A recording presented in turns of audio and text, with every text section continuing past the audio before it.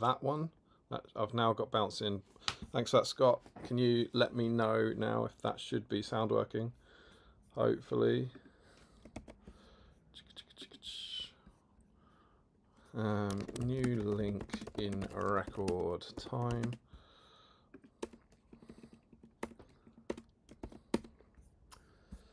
Have we heard anything? Is that the sound working yet? No, it's still saying no sound. Sound now. Frederick says sound now, so that's working. Bonza, Bonza, Bonza. Oh, it's no Steve sound. You know the drill. Right. Yeah. Be. Hopefully that will sort out. You should be able to sort out Steve now. Oh dear. Good, mate. You what? These are good. Says on the packet, good as gold. Can you update the link? I've put a new link, sorry guys, in the whip thread. Can you update the link in your post? Can you edit your post and change it to the new one? I'll do it right now. So I've done it in there. I've done it in the BSIME chat. People are flying in. 24 people. It's a tragic lack of people given that we had 52. There's 30 people in limbo. Yeah. I'm going to send it to... I'll send it to our patrons as well. Some of those guys aren't necessarily on the oldie Facebook. Hi guys, sorry. They're coming in slowly, mate. 31. I think most people will just go to the actual our YouTube homepage, and they'll see that we're live, and you can go get on it from there without the link. Sure. Okay, so I sent that to patrons. I've put it in the patron chat, and I've updated it on the what should we call it? We're in glorious. Sorry about that, people. Good? Obviously, there's an issue that we need to find out where that is. So yeah, Steve, what's going on? I don't know where we're at. So. What's going on? I was just about to go into the chat, but now there's no chat. No, I'm all meant what's going on with your Streamlabs. Oh, I don't know, mate. There's obviously some issue on Steve's end, right? Yeah, I think I don't know if it's Streamlabs. I don't know if it's the internet. Streamlabs seems to be playing up a little bit now. I'm clicking Streamlabs and it's not opening. It did this last time. But the thing is, if you remember last time, I also had a power cut or something happen. I can't remember. I sent you something, didn't I? Locally. I put it down to that. So I don't. I'm out of ideas, mate. I don't know. I'm absolutely demolishing this. This is the first sweet thing I've had in a week. I just heard Steve is loud, Damien is quiet, so I'm going to turn. I've just turned Steve down a bit. So yeah, there's obviously a long ongoing thing here. We have me here as a backup, so it does work, but it's slightly less than ideal. But hopefully that's now working for everyone. We've got 42 people back in, which is cool. Hopefully some more will come in as we go. And then I guess we'll have to try and figure things out. Sam Page is saying Steve is very loud. Yeah. Whilst we've got Sam Page on, what I would like to say, Sam, I received your post, and I don't know if it should be, but that's in response to the post. What I was disappointed with, Sam, was the lack of chocolate in that post. Huh. But I'll leave it there, Sam. I'll leave it there. Dare I suggest, there's normally, we've lost a chat. There's normally a super helpful Larry or someone who... Yeah. Jake is saying, could it be storm related? I know it's a tad mad up here. It is mad up here, but we had this last week, so I don't think it is related to the weather. We haven't got the chat. Don't worry, I know it's going to be, I might well be flashing back and forward. That's just the way things happen. That isn't anything to worry about. When the pictures flash on and off, don't worry about that. Oh, Michael Haskell. What a legend. Michael Haskell has sent us the chat, my friend. What an absolute lad. Well, since you got it in your hand, yeah, you want to blast through it and I'll do some betting? Yeah, you know what? Why not? I was going to suggest sending it to you so that I could do some painting. But do you know what, Yeah, Steve? I bet you was. Yeah, If yeah, I you're bet you was. painting, Was. yeah, fair enough. If you're painting, I will jump in here. So I believe. Sorry about that, guys. I'm just scrolling over here. We have, is that 44? Where'd you see it on Streamlabs? 45 viewers on Streamlabs. All thank you for rejoining. I think that's pretty much where we were. Yeah. I think we were talking about baked slices. Mm. I feel. Do you like a baked slice? I don't dislike them, but I wouldn't choose to have one, if you know what I mean. But you would have one if there was nothing else in the house, and yeah, if I was struggling, I needed to eat something. You need to get some for a stream snack. And there was a bagel slice sat there. I think they're tasty. And then I'm gonna have one of these. I'm not mad on a strong. I like the taste of cherry, but just a hint of it. Yeah, it's still all right. Yeah, the icing on on those are really nice. Yeah, these are still pretty good. Yeah, I'm just gonna get some paint. Merry Christmas. Merry Christmas. There we go. Fun disaster to start a stream with. Yeah. But look at us now. This must be a record for being back on. We were like, bang, straight back on. Delightful stuff. You love to see it. So I'm going to jump in the chat. And let's see what we got. So, Green Tree is in saying hello. Joe Holzman is in saying hello. Joe Holzman just spotted the screen description. Does it bode ill for tonight? Well, that's aged well. Adam Harrison is in. He says there's a Warg Marauder on the cards for him tonight. TMAT Tiberius, evening or what company coming over tonight? We'll listen as long as I can. We'll surely listen with company, wouldn't you thought? Jill Monroe says evening all. Hi Jill. The banners is in. I think that's last. Oh god, this is not going to go well for us. I think that's last episode's description, Joe. Hopefully the wild weather doesn't affect tonight's. Scott Newman, good evening, chats. How are we all? Very well. Sean Clark, welcome to live chat. Remember to guard your privacy and abide by our community guidelines. I don't think that's Sean's comment. I think that's come up underneath Sean's comment. Posting Spirit is in, saying evening all. Matt Hudson is in. Michael Haskell is in on this windy in northeast Wales night. Matt Hudson, I think it's preemptive now, Joe. God, get our expectations set. Yes, indeed. Ashley Fisher says, woof, woof, everyone. Classic Captain Flashheart. Mark Fry is in, saying evening all. John Spiller is in, saying evening all. I'm Ian Spiller. What? Ian Spiller is in.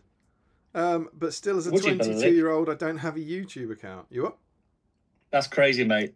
In your your line of work, you should have some sort of social media stuff. Rockstar Spiller. Yeah.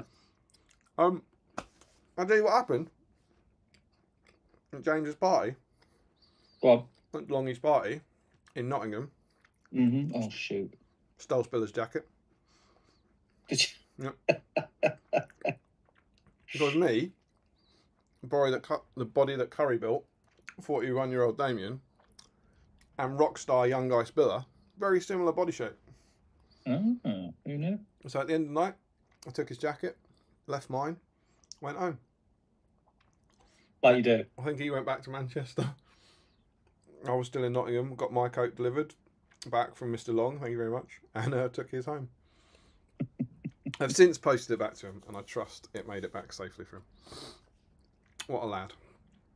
Jake is in, saying evening all. Richard Clammer, evening all. I hope you're all ready for the stream tonight. I think we need to give Richard Clammer a massive shout out. Okay. I'm all for shout outs. Do you know where Richard is tonight? Where is he? He's in Paris. Oh. And he was already in Paris when we announced the stream. Very nice. And so Richard, a dedicated BSIME that he is, he panicked. And do you know what he did? What did he do? He went to Games Workshop Paris. No. And he bought a Mordor battle host. He didn't. He did. So Richard Clammer has got Wargs and is working on them in Sweet Paris tonight. I think that deserves a silent round of applause. It does, yeah, it does. I mean, what are you doing in Sweet Parade, if I may ask? I'm not there, mate. It's Richard. No, I know that. That's why I'm asking him. So yeah, I thought that was amazing, and he put a message in the in the thing saying, "What are the odds that Paris Games Workshop will have Wargs?" And I was like, 0. But I forgot about battle hosts. Yeah. And so yeah, like massive. I love that so much. Je m'appelle Rich Clammer. Do you have Merci a beaucoup. wag? Merci beaucoup. A dogger? Do you have the what? A chien? Le chien? Apologies to any French viewers. Le chien, I think, is dog. No. But yeah, I love that. I think that's absolutely outstanding. Yeah, it's class. Wonderful. Michael Haskell says Richard setting the tone already. That was with the fur pun. Alec Johnson's in saying hello. Richard. Hey, mate. Oh, that's Steve cares more than averagely about that Oh, comment. that's my boy Alex. He's Your boy. I was chatting to him the other day. He's coming to Scouring. Very nice. Very nice. Yeah, we're chatting. Richard Clamart. He says, in reply to Michael, haven't got a clue what you're on about. That was howl at the start, if that wasn't clear. Yeah, I got it. The banners, this is obviously before we started. Now we play the waiting game. Larry Miller says, they're late. That's not like them. Giving me more time to catch up on the pre-stream songs, though. Yeah, we had a good bit of pre-stream Alexa themed BSIME karaoke bingo tonight. Good fun. Twinkle Cave says, morning. I won't be able to join live, but we're catching up on the archive. Have a good one. Enjoy, my friend. Genomo, should it not have started a minute ago? That must be at 8:38, I would think. I'm just going down. I'm just jumping into the bottom of the chat, just checking that everything's working. Yeah, everyone seems happy. Scott Newman says they are taking forever. I don't think we can keep having the same pun, can we? You can't just keep using fur instead of for. Larry says at least we're all waiting doggedly. Ooh. The banners can't wait to see the tail end of the puns. Sean Clark comes, how long are they taking? That's the same. Had howl before. Frederick Short says, hello there. Larry Miller, they are pretty rough, aren't they? Yeah. Jill Monroe says, sound and video all good. Simpler times. Scott Newman, these puns have me howling with laughter. Frederick Schultz, we've got sounds, confirm the banners, how rough riders roll. Yeah. Sean Clark, I would like to say, I canine believe it, but I can. Video works. Katie is in saying evening all. Larry Miller says, that was timed perfectly, started just as the middle ended. Oh, I see. The middle was one of our pre-stream songs, so I think we went live just as the middle ended. Joe Holzman stream. The stream description has been updated. Shouldn't have been. Mark Fry says, "Thank you, Larry, for the Mong content. You're a legend." I don't know what that means. Thomas Harrison was in. Oy. Don't know if he's come back. Continuing to rock the green shirt. Glad you're on top of the laundry.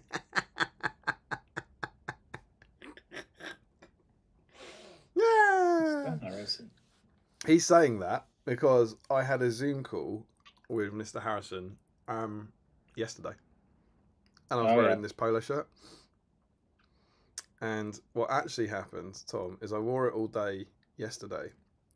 Then, to my shame, didn't put it in the laundry, and today was cleaning the house all day basically. So I was just rocking about in my loungewear, and so just before the stream, I chucked this back on. Oh. Faux shame. Richard Clammer, I'd warg you all night long with anyone who wants these puns to end. Sean Clark says, you cannot put a pause on the puns. Oh, that's a good one. Just very similar to the last time someone used pause for pause. Middle Earth Gaming says, morning everyone, because it's morning in Australia. Fat Hobbit Gaming says, good evening, you beautiful people. How are you all doing? We're very well, thank you very much. Nathan Bolton is in. Good evening all. How long after your first child? It's a good one, Steve. I think you might have to answer this for your second child, though. How long after your first child until you get time at the hobby desk again? Is there hope? There is hope. I think you're probably, because yours are a little bit, well, quite a bit younger than mine, Damien. Yeah. But I found probably very similar to you. I found that being able to make hobby time around sort of early primary school age was a nice relief from the madness of them being toddlers. And I got a bit more, and then all of a sudden secondary school starts creeping up. And good news, Nathan, 4 years to wait. After school classes, so it lulls you into a false sense of security around, just after that toddler age, that you've got loads of time, you can do what you want. You're like, yeah, I've done my bit, I've changed all the nappies, and then all of a sudden it's like, boom. You need to hook up, Nathan. I would suggest reaching out to Mr. Johnny Wright, who's an outstanding pillar of the community, and since he had his baby, has done more hobby than I've ever seen him do before. Yeah. So he's vanished on it. I remember being pleasantly surprised that when they were babies, I snuck in a bit, where you could do like in the middle of the night, if you were staying up to do like maybe take over for a bit or do a feed or something. I used to do quite a lot of late night hobby when they were really, really young. So yeah, I don't know. My answer is, once you get into a routine with kids, you've got basically 10 p.m. till midnight to yourself. Yeah. And then what you choose to do with that time is up to you. A lot of time you just fall asleep, but if you can stay awake, 10 p.m. to midnight is when you can do your hobby. And then it'll only be in about 21 years they will have left, and you can paint again. So yeah. That's good. It's definitely these years, the years that you think you're going to have more time, or that I thought I was going to have more time. It's actually the opposite. So what, when they grow up a bit, you mean? Yeah, because you just you after school clubs and different activities and things like that. They're older. That you got to take them, and yeah. There you go. So there is hope. Only a fool's hope, mate. Johnny Wright has cracked it. Hit him up. Remco Geekster is in. Crispin Farbrother is in. So good evening, gentlemen. Trying something new tonight. Painting in my motorhome while touring. Ooh. And then it says ES. Now I don't know if ES it's in smaller capitals, so I wonder if that might have been like an emoji. Is ES a place? Yeah. East Surrey. España. It could be España. It is ES dot. Maybe it is. That would be a weird way of writing Spain. So yeah, Crispin, if you've rejoined the stream, can you confirm? Are you in East Surrey or are you in Spain? Great to see you guys, and you, my friend. Caesar Sailor says, "I caught it." Don't know what that is. Missed the first one. Yeah, the post-T Spirit says, issue 94, spoilers. Joe Holzman says, fairness, Dixtini never promised an issue 92, let alone encourage people to submit content for it. Oh, shots across the bow there. It's really sad, spoilers, I've looked ahead and I'm sure we'll get, hopefully we'll get to this in about a year and a half. But there's no sense that it's ending. Like it's only in I think the issue before issue 90 has coming in your final gaming pack. And then in issue 91 it's just got a really short box that basically says this is the last pack. We hope you've enjoyed your time. And it does, as I said, we'll probably get to it, but it feels as though like issue 91 wasn't, I believe they kept renewing it for 13 issues. And they got to it, and the issue was made, and they didn't necessarily know if it was going to be the end. And then when they decided this box was put onto it. Do you see what I mean? It's not like the content of the box in any way the content of the issue in any way feels like the last one. But yeah, Caesar Sailor says always forget the time zone difference. I try and put that out on the GBHL post. I try and put the international times on there. So if you're on the GBHL, you can always check out those adverts that go up on the day of the stream. We've got 51 viewers, Steve. I think most people have rejoined us, which is exciting. Thanks, people, and apologies. Absolutely. Larry Miller says, it must have been a relatively new sprue too. When did the plastic Warg Riders come out? Steve? God knows. That's a great question. I want to say plastic. Well, we've got metal Warg Riders for the for the Two Towers book, and I reckon plastic wargs are in Fellowship of the Ring. In the warg attack scenario. Hounds of Sauron. Yeah, look at this. So this is the Fellowship of the Ring journey book, and we have the plastic wargs in there. You see them coming through the forest? I can't even work this book. Which way am I going? That way. Yeah. See the little wargs creeping through? I do. So those are the plastic wargs. I wonder if they came out for this. This would have been 2006, I think. So this is the first supplement for the 2005. First supplement for the Big Blue rulebook. They're out for that, and I'm pretty sure they weren't. We've done good histories now of the first 3 years.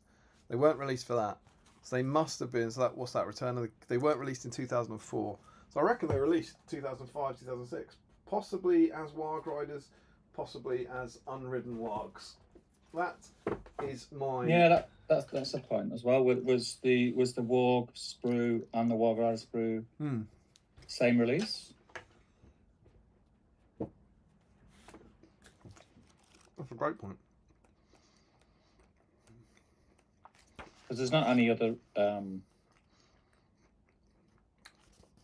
Two Towers book, unit right? in the game like that. There's not any other unit in the game that has that problem, because the Wargs are obviously a standalone. So Two Towers journey book, has plastic Warg Riders in it. Yeah. Does that have Wargs? There they be.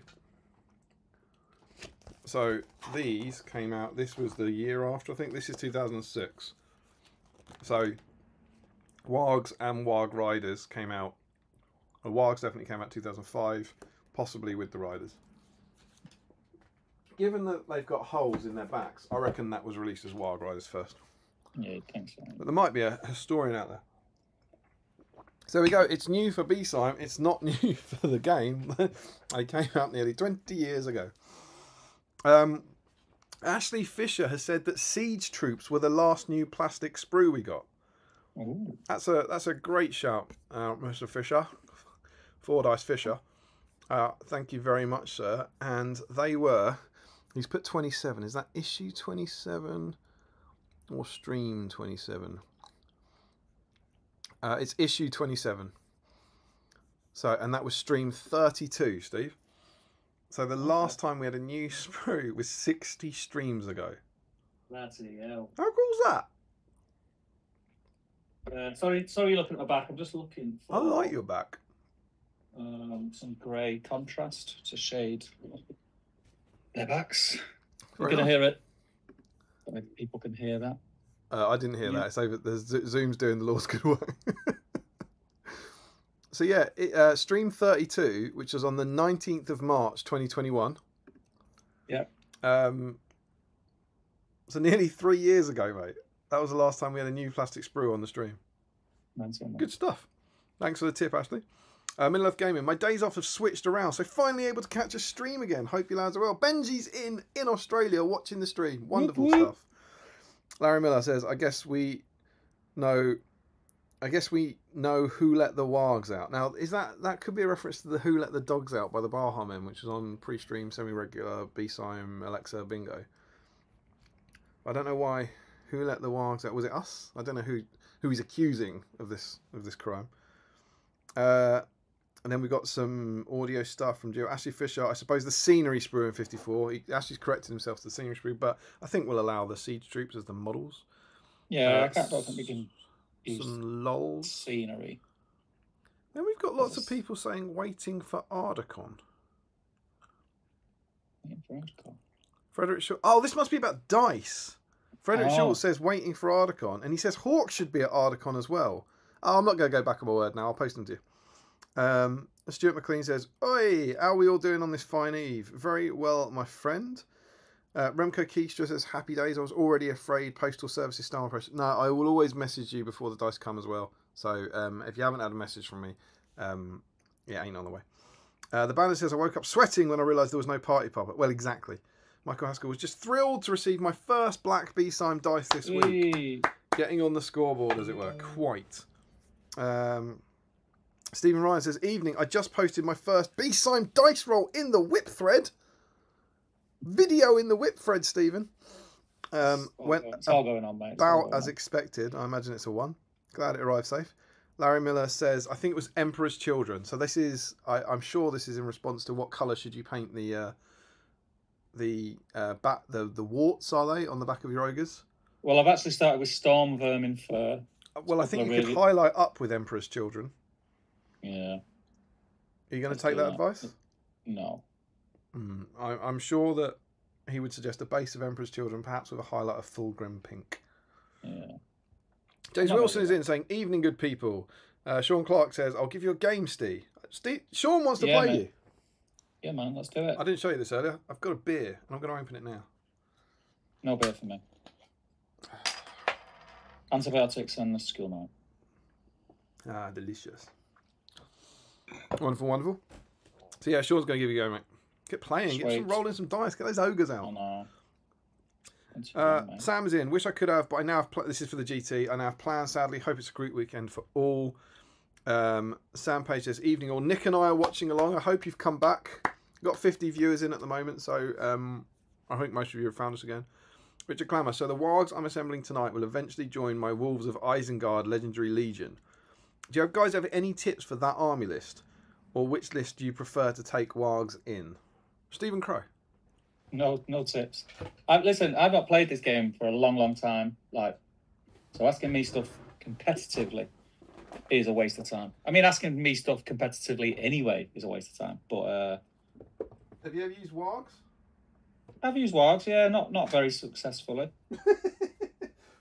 When was that? When did you not use them successfully?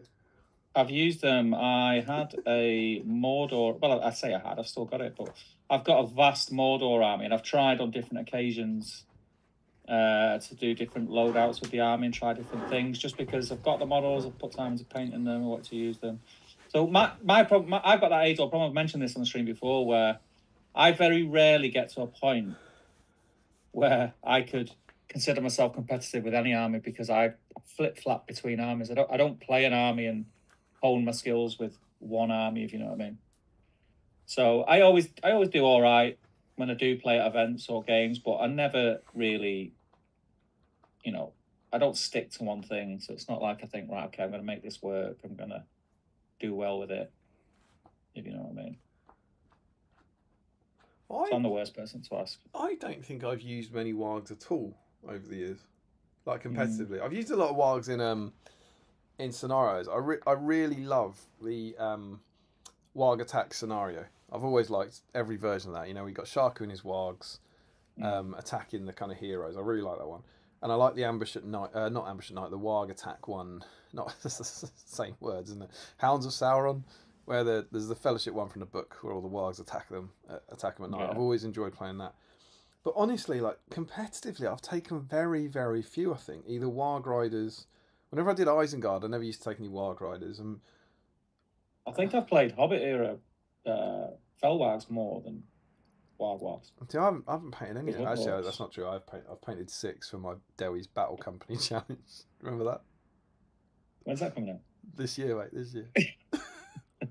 Honestly, right in that cupboard. How mad was that, right? Because look, considering how how little hobby I do, right? Generally, but that you smashed that. I smashed it, man. Yeah. Display board, the lot. But it's actually there. Look, yeah, it's really good. I remember yours. So in there, in this cupboard, right, there are 6 fully painted. And remember, my color scheme is white and turquoise for Dol Guldur Battle Company, right? There are 6 Wargs painted, finished. Then there are 2 completely. You have to have 4 Hunter Orcs to start the company, right? So I have converted 4 custom Hunter Orcs, foot and mounted. Yeah. Right. That look, I think, pretty damn cool. And 2 of them are painted, foot and mounted. So that's 10 of the 14 models finished. And I've got 2 foot and mounted bloody orcs that are all that's holding back. And then, like you said, display board, I've got a Dol Guldur Ruin built, assembled to fit these guys on. And I'm really keen for people to see them because I thought the conversions were awesome. But yeah, I've got that. I'm hoping to fit that in kind of March, April this year and finally get it done. But yeah. To be fair to you, mate. To be fair to you, if I got that colour scheme, I'd have given up as well. I quite like the colour scheme. I quite like what I've done with it. White and I was like, Dol Guldur, yeah, white and turquoise. What? But yeah, I've never used them. I've never used Hobbit. I've never used Fel Wargs or Harrison's used a lot of Wargs. Yeah, he smashed it with them. Speaking of which, I don't know if you've heard of this little magazine that I work on. I fondly remember a time that Tom Harrison took an all Warg army to a tournament. And in this, it was it was 2015, right? They did this. And so this is at the era where Tom Harrison's still clearly a very good player. You know, he nearly won Throne of Skulls this year. Lost out to a handsome man. I can't remember who won that. Someone talented. Got to Scouring and won it, didn't he? Yeah, they were talented. They were handsome, sunny disposition. Who was it? Can't remember. No. He won Scouring like without practicing. He came about 7th at Ardacon this year. He's scarily good at the game. Like, imagine if he practiced. What? Imagine if he practiced. Yeah, exactly. This is the whole point. He didn't play a single practice game for Ardacon and finished 7th. And just said, yeah, what's the big deal? Whatever. He's scarily good. And in 2015, it was about when he stopped being competitive. So like through 2013 and 2014, he was pushing for the league, and he finished 2nd in the league the first year, I think. Incredibly good player, incredibly good player. But he decided to take all Wargs to a tournament at Finchley. And in this issue 8 of SBG, Justin Bertrand wrote a great article called "The Art of the Wooden Spoon," which is about kind of almost playing to lose and not caring if you lost. And Tom wrote out a box out about his experience with Wargs. And so, shall I read you what happened when one of the best SBG players I think that has ever lived took an all Warg army? What's that? As a challenge, I once played with an army composed solely of Wargs at a tournament back in 2015, with my 2 wild Warg chieftains boasting only 2 might between them, and my models having large bases yet no cavalry bonus. I knew I'd be in for some tough games. After being well beaten in my first 2 games, I played Reconnoiter against James Braun's Dragon. While I had a glorious chance to flee the board and pick up an easy victory, I decided that there was no fun in that and focused on killing the dragon instead. Alas, my efforts were in vain, but there was definitely value in entering the story, just as Justin suggests. My final game was against serial Wooden Spoon winner. Who's it going to be? You know this. Our mate Tom. Which Tom? Tom. Which Tom? Tom Macklin. Tom Macklin, indeed. Was it? Yeah. Hey. He should be so upset with you. Serial Wooden Spoon winner. It must be Macklin. I know. But yeah, but he's like me. He's kind of fell off the circuit, hasn't he? A little bit. My final game was against Serial Wooden Spoon winner Tom Macklin. Both of us knew what prize would await the loser, and this actually made for an incredibly fun game. Despite my best efforts, after many twists and turns, my Wargs fell short once again, handing me the Wooden Spoon award for the first time in my war gaming career. Not the last, I should mention. Whilst I thoroughly enjoyed my weekend's work, I won't be doing it again anytime soon. And the title for that box out that we were very proud of was Warg Was I Thinking? So that's Thomas Harrison, one of the best players in the world, and he finished last with them. Toilet. Absolute toilet. That's my favorite. So I've never done it. Your mileage may differ. The Legendary Legion. Steve, have you played with Sharku's Legendary Legion? No. I haven't tried it. Shoot. I think it's quite fun. I like that sort of thing. It's the sort of thing I would play. I'd be well up for that. Yeah. But it just needs too many Warg Riders, to be honest. I think to make it worthwhile for me. But yeah. So sorry. I think that was a good, thorough answer, but probably didn't give you any tips you needed. Yeah, it's a long answer to give you no answers. Yeah. Otti is in. Hey, he says, evening, not Wargs, working on Royal Guard made from Theodreds. Whoa. Ooh. All made from Theodreds. I can't wait to see those, man. Put some pictures in the Whitford. Frederick Shaw says, Damien, it's simple. Just do lots of metal Warg Rider conversions. Is that what's that for? How my guys can get turned into Warg Rider? I mean, that would be amazing if you could get a hobbyist who's better than. Yeah, that was because I would have been talking about the loadout, wasn't I? There's only 2 with spears, 2 with bows. Imagine you got a really decent hobbyist to like do these guys and cut them up and put them on Wargs. That'd be amazing. I mean, look, I don't think it'd be too difficult with it. It's just be waist swaps, no? Yeah, some of them might, but a lot of them have kind of like robes going down and stuff. A few of them would be alright. Like I say, like better hobbyists than me who could like fix them up would be able to do it. Nathan Bolton says Wolves of Isengard Legendary Legion is on his list for sure. Frederick Schultz though says the Metal Orcs are nice. Sam votes for Evil Cavalry. Frederick says Cavalry sounds fine. Adam G is in. Ryan Cuthbert 5 Dice Colours is in. Says evening all. Evening everyone. Remco Keystra says any plastic orc model maybe. There's a competitor, so plastic orc as opposed to Evil Cavalry possibly. Frederick Shaw says, what the hell, Steve? Go get your chocolate, lol. At this point, I'm not sure Sam has any left. Simon Voyle, I think, is in. Says, hey guys. Larry Miller says, any plastic model that is designed to ride a warg but comes with no warg. That's good. Larry says, if it makes you feel any better, Frederick, I got something I needed from Sam a few weeks back, and I live much further away than Steve. Katie, I am painting Mordor Orcs too. Solid work. Larry Miller says, looking at these plastic wargs, the sprue is made to be chopped up like the Rohan horse sprue. Is Goldfimble the only metal model that ended up using these plastic wargs? Oh, I think what he means is, do you know from memory that the sprue is like 6 things connected? Yeah. Does that make sense? Yeah. Do you know what I mean? It's not like one big sprue that you cut the wargs off. It's 6 squares that are then connected by thinner sprues. Yeah. So then he said, is Goldfimble the only metal model that ended up using it? Because I think the idea is they've done it like that so that they could put an individual horse or an individual warg like into a blister. Sort of like horse-mounted heroes that went on the plastics. I would like to submit Mounted Orc Shaman. Yeah.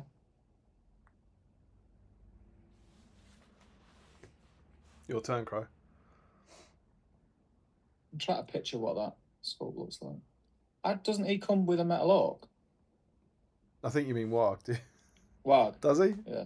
Maybe he does. That'd be annoying. I felt so good about that. I've got a feeling that he does, mate. You might be right. I think he comes on the Warg. Yeah, the more I think about it, the more I think you're right. I felt so smug. You smug bastard. Over to you, Steve. That is what I sound like. Are there any?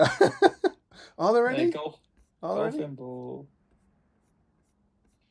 I don't think there are.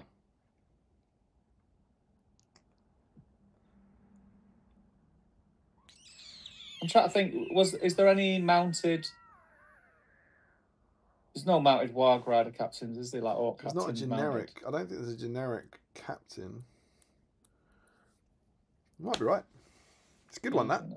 That's a good one. Michael Haskell asking the punters for their thoughts.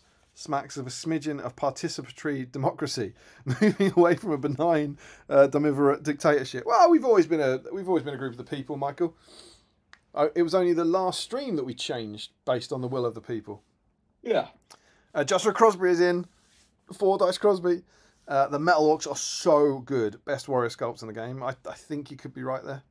Steve, best warrior sculpt in the game for you? Ooh, best warrior that's sculpts. Not a Metal Orc. Best warrior sculpts. I mean, it's hard to argue with Iron Hills Warriors, but I think maybe that's a little bit unfair because just the detail on them is amazing.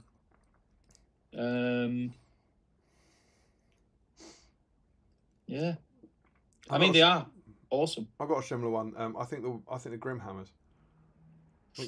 Grimhammer models are beautiful. Seems like a running theme here for effort put into dwarves.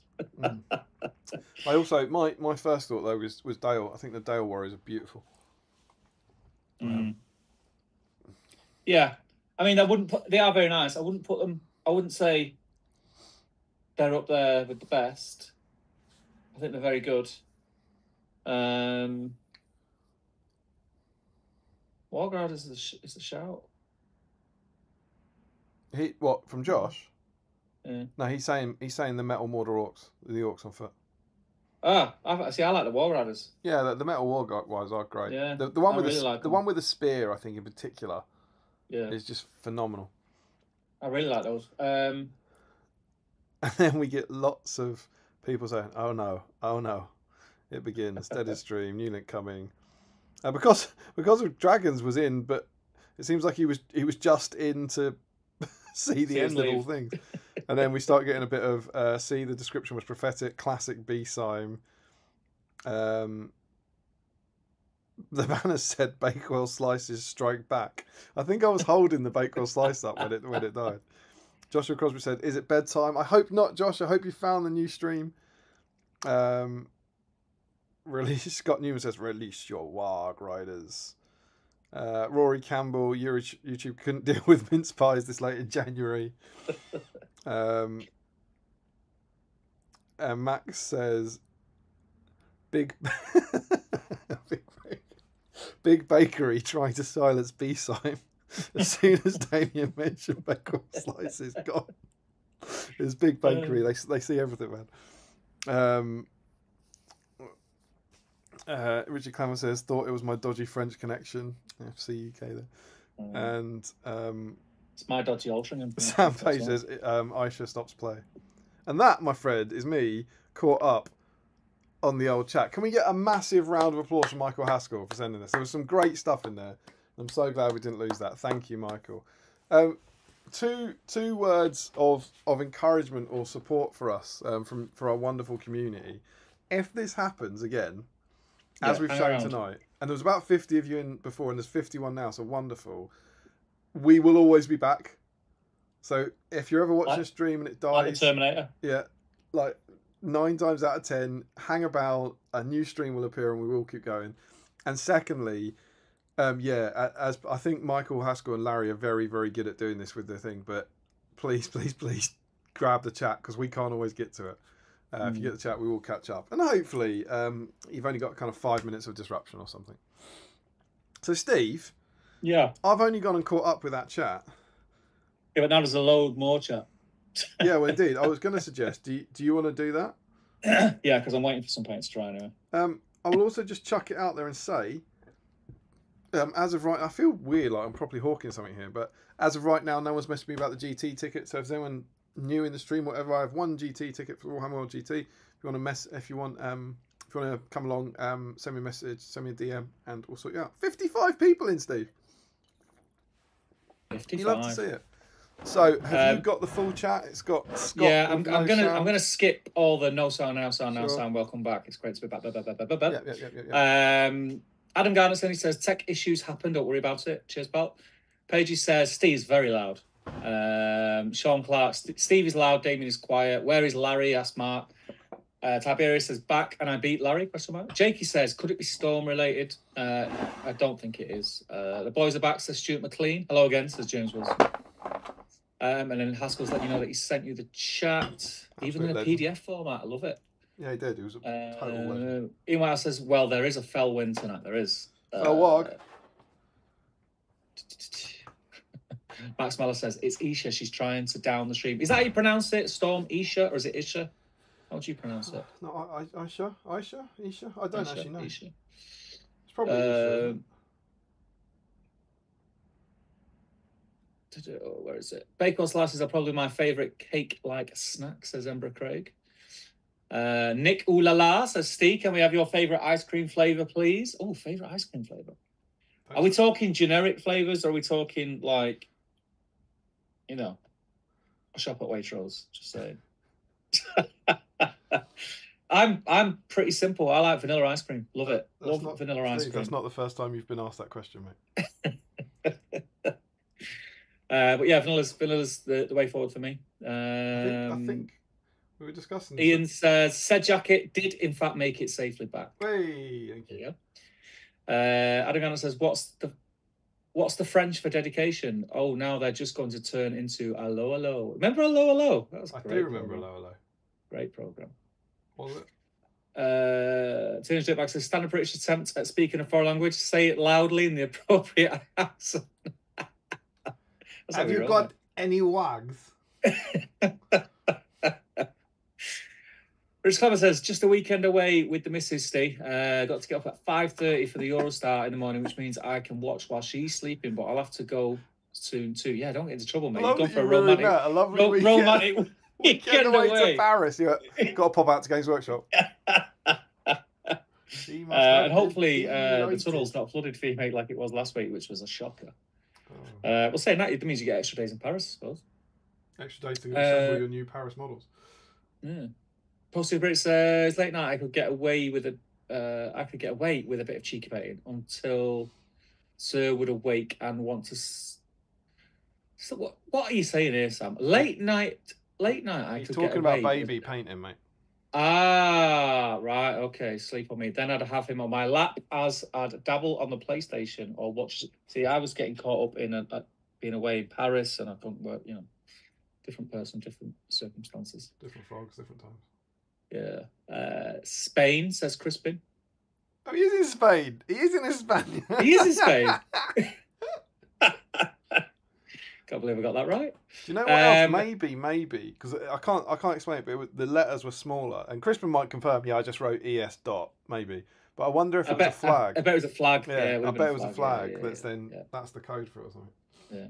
He says, Larry says, it's coming up as a Spanish flag for me. Oh, there you go. Crispin says, touring, looking for winter sun.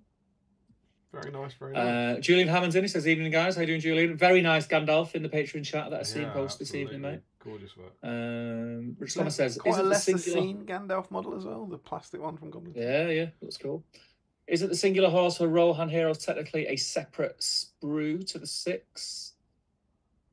I doubt it. It's the same. It's the same pose. That's on the 6. That's one of the 6, isn't it? Yeah, I mean, I always assumed it was one of the 6, isn't it? I don't know. And then Larry says, Damien told everyone to get the Wargs out. I did. Ryan Cuthbert, I remember the Warg Riders coming out as a full sprue. Larry says, both sprues are dated 2004. That's production rather than release, though. Yeah. Destro says, Hobby with Kids all comes down. Released in 2004 because we've just, for the Return of the King stream, we just went through the full release. And they didn't come out in 2004. They were probably made in 2004 and released in 2005, I think. Yeah. Destro says, Hobby with Kids all comes down to your workstation. I don't have a hobby room, so use a shallow tablet box. I will show in the whip thread under Bryant Metalhead. Easy to stir up high when the kids charge in. What username was that? Destro. I keep forgetting that Destro is Brian. I know, I forget all the time. Cool. It's glasses a bit mucky glasses. The banners says Plastic Warg Riders are in White Dwarf 304 April 2005, but I have a feeling they came out earlier than that. Scouring of the Shire, maybe. Scouring of the Shower, says Ryan Cuthbert. Middle Earth Gaming, just check Plastic Wargs are in the old Scouring of the Shire, which came out in 2004, right? No, I don't know. I think Scouring of the Shire is later than that. I don't know. Isn't Scouring of the Shire the first supplement after the Big Blue Rulebook? I'll take your word for it. It is, because I'm sure it is. Well, I'm not certain. Well, maybe you know what? Maybe they did come out for Scouring of the Shire. It would make sense to, wouldn't it? Because they're in the book. They're in that book, aren't they? Got 2004. I wonder if this came out. But this definitely wasn't out in. This must be early 2005 that it was released. Because we just went through all the White Dwarfs up to Christmas 2004, and this definitely didn't come out. But in here, you have got the Plastic Wargs in here, and the Plastic Warg Riders. Maybe it was a weird thing where when they were working on it and getting printed, it was like late 2004, and it was released early 2005. Yeah, that's what I mean, like the sprues, because Larry said the sprues were 2004. Yeah. So maybe this was released in early 2005. Yeah. Sam Gibbs, my first ever GBHL event was Fog on the Finchley Downs 8 years ago. I played Thomas Harrison's full Warg list. Oh my God, how amazing is that? Someone played the army. Bet you beat it. Can you confirm it is very shit? Was it toilet? Did you crush him? The banner says Palante 50-point bat rate Wargs were great. Oh yeah, they did all right, didn't they? They were cool. Oh, hang on. Larry Miller, what's everyone's favourite promise but never delivered Damien video? Was that the tournament where he promised to take Road to Rivendell, decided it was too bad, so broke his oath and took the Wargs? Yeah, I think so. Sam says, Sam Huddle is, I feel a little guilty for putting Damien's name forward for the BC challenge and adding to his unfinished torment. No, I'm glad you did, mate. I really enjoyed it. Come on, get it finished, Damien. I will this year, mate. This year, I promise. Oh no, I don't want to. I won't say I promise. Because Larry will remember. I do think it'll be. Rob Lanesbury says, evening all, painting up Gothbog on Warg tonight, finishing all the little details tonight. He can join the 60 Morannons from last time. Very cool. Is it the new one? Lovely, lovely. I'm assuming it'll be the new one, won't it? Fun fact says Larry, every time I use Warg Riders, I kill more of my models than enemies with throwing spears. Sam says, Maccas is attending a good few of our EAHC events, still collecting the spoons and many, many most sporting votes. That's the guy. Legend. Feels like it's been forever since I've seen Tom. I see him fairly regularly over here. Rob Lynchbury, Wolves Guard is one of my favourite Legendary Legions. After playing Moria Goblins for a while, I felt drunk on 10-inch movement. Cuthers says, has to put pics on Patreon chat of that Warg Rider releases. Oh, lovely. Paige says, can confirm there is some chocolate left. Oui.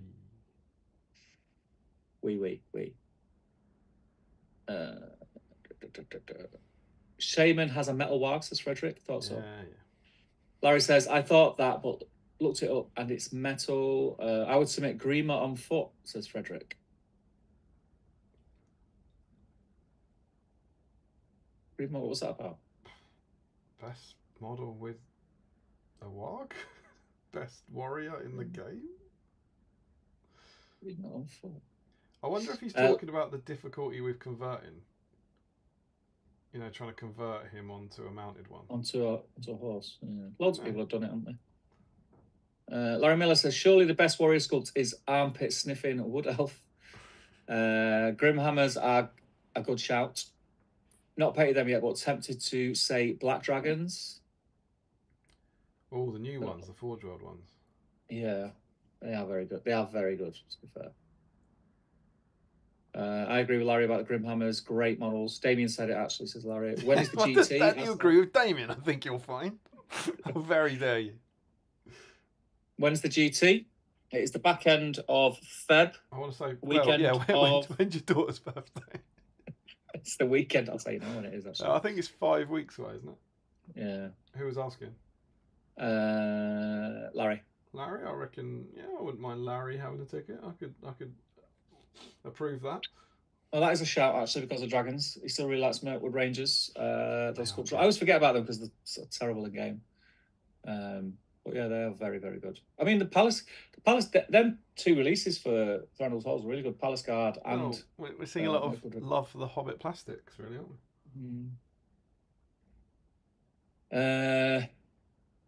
24th, 25th, yeah. Middle Earth Gaming. Damien, do you have another popper if you guys reach 1,500 subscribers during the next stream? I do have another popper available. He's all stocked. Oh, I would love to see what our subscriber rate's like. Like someone out there that we kind of moan about this periodically. It's like, we love you guys so much. We've got over 100 patrons. It's amazing. Why don't people subscribe to our channel? I just don't get it. Like, I'm not saying 10,000, 20,000, but it's just we shot up to 1,000, and then honestly, if you tracked it, I think we've had about 400 subscribers in the last 3 years or something. It's I presume from everything that kind of people like Lockie moan about with the streams, I presume it's the length of the videos stops people seeing the channel or something. You know, something in the algorithm. I think I know what it is. I don't even think it's anything that technical. I just think it's the fact that we don't advertise the channel other than stream. You know, when we're saying we're streaming on such and such a day, come and join us. I think we should also say before anyone. We don't put anything out there. We don't we don't speak on social media as great. As Battle Streams in Middle Earth unless we're announcing a stream or a video release. Yeah, maybe. I think we also. I don't think we do. We don't think we do anything. And to be honest, I think that's why we're still here. I think it's really easy to get caught up in all that, innit? I know. And I just want to jump in because someone else will be writing this. It could also be because people hate us. It could be, yeah. And I just want us to say that before someone else like Larry thinks he's being terribly funny. Like let's not out. We cannot move past the fact that people might not be subscribing because they hate us. Yeah. So, there's a lot of hate out there, mate. There's a lot of hate out there. Sam says merci, Steve. Merci beaucoup. Is that right? Is that you're welcome? Is that? Yeah. Merci beaucoup. Thanks. That was oh yes. I do apologize. I've had a shocker of a week, you two guys. I did, and that was a nice sort of highlight of the week, getting that in the post. So thank you very much. What is it? What did you get? I can't tell you, mate. I Can't tell me. It's a wedding invite. Can't tell you. Oh, that. Yeah. You know that's what they're asking about for the ice cream colour, right? Yeah. I'm just saying, when you went, what's your favourite ice cream colour? Oh, that's a good one. I was like, it's a good one. You've been asked before. Come on, man. You know who you're dealing with. Oh, that's the post you got, but you didn't get your chocolate. Got ya. Yeah. Larry says that was Who Let the Wargs Out. They come as 6 horses on mini sprues. So similar to the Wargs.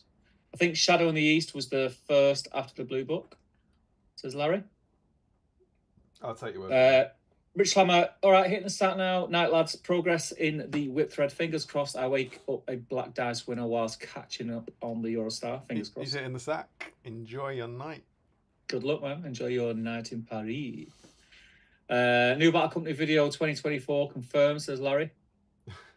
It will be. Wish. It will be. Still excited to see who Damien's Aragorn character is. That's the Fantasy Fellowship. Mm. Who said that? That's another unfinished project, isn't it? Is that Larry? No. That's not Larry. Middle Earth Gaming. Benji. Yeah. Thanks, Frederick says it was a joke about Grima not having a plastic warg. Oh, okay. There you go. You think he should be on a warg rather than a horse? Definitely a horse. Larry says, don't worry, he promised a new Fantasy Fellowship video in 2023. I remember that, Larry. Hobby resolutions. Do you know what? I'm being defamed here. You can go back and check. I didn't promise it. I said I promised to try. What a cop out that is. I did try. Well, that's not a reason not to subscribe, says Larry. I'm subscribed after all. We don't know yours yet, Damien, says Sam. My what? Ice cream. Yeah, but I haven't forgotten you sent it. we had a chat around the table. We all went round. I think for me, probably mint choc chip. Yeah. But I also very much enjoy rum and raisin. I do like pistachio, actually. I like pistachio ice cream. Pistachio's good. But again, it's that thing, like, where do you go? Because some ice cream flavours that you love are, like, out there. Like, I love Haagen-Dazs strawberry cheesecake. Love that. But that's not a generic. Yeah, and I also love Waitrose do like a white chocolate vanilla. It's got like shavings of white chocolate in it. But it's not even like the white chocolate is the bit I like. It's the vanilla ice cream. It's the really creamy vanilla. Dead nice. I do like vanilla. It's very nice. But yeah, I like vanilla.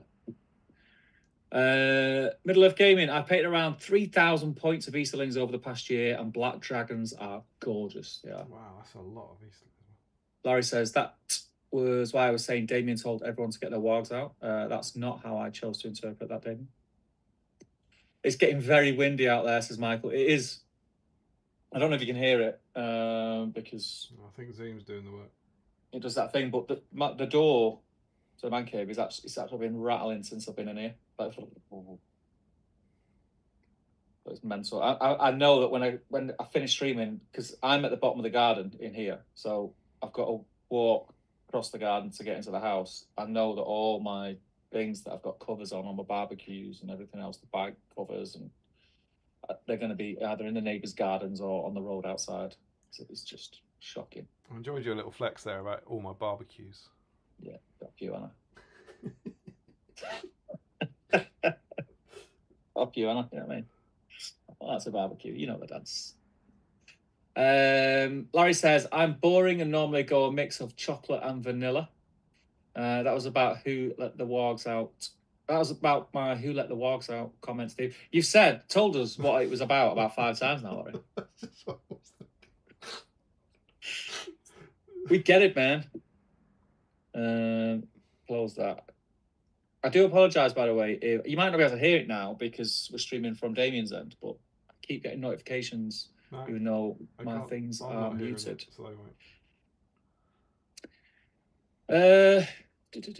Frederick says, as a child, our local place had Schlumpf Smurf ice cream.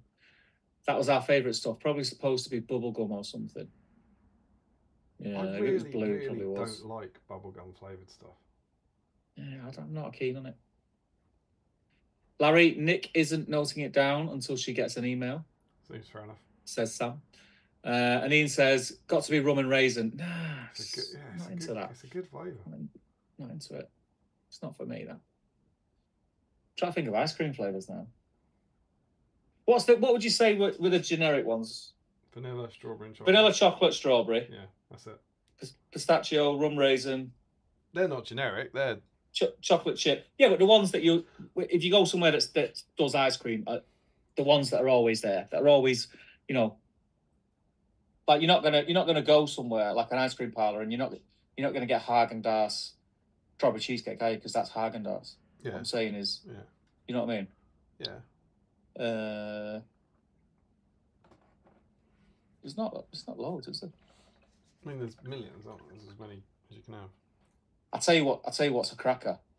One of the because I'm not really into Ben and Jerry's as much as Haagen-Dazs, but Ben and Jerry's do one. I can't remember what it's called. Fish food.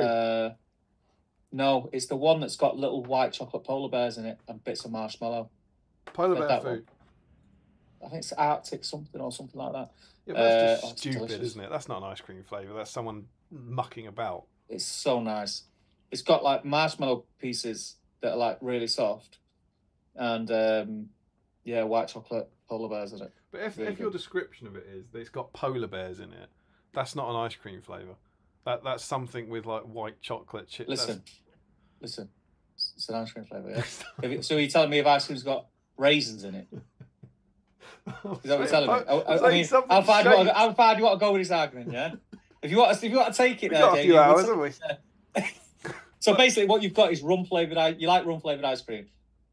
Yeah, but you like the fact that someone's put raisins in it. Yeah. Bear in mind. Someone's messing about and has put raisins in it. This is the first time I've ever said these words out loud, so I don't know is the answer to the question. I don't know where this goes. I haven't thought this through, but it strikes me that a raisin is a kind of food item that you can put into ice cream. A polar bear is white chocolate. Yeah, but that's what I mean. You like white chocolate chip ice cream. The fact that it's shaped like a polar bear doesn't have any bearing on it. But I said that so that people recognise what it is. And Nick's come to my aid and has said, Ben and Jerry's Baked Alaska, that's the one.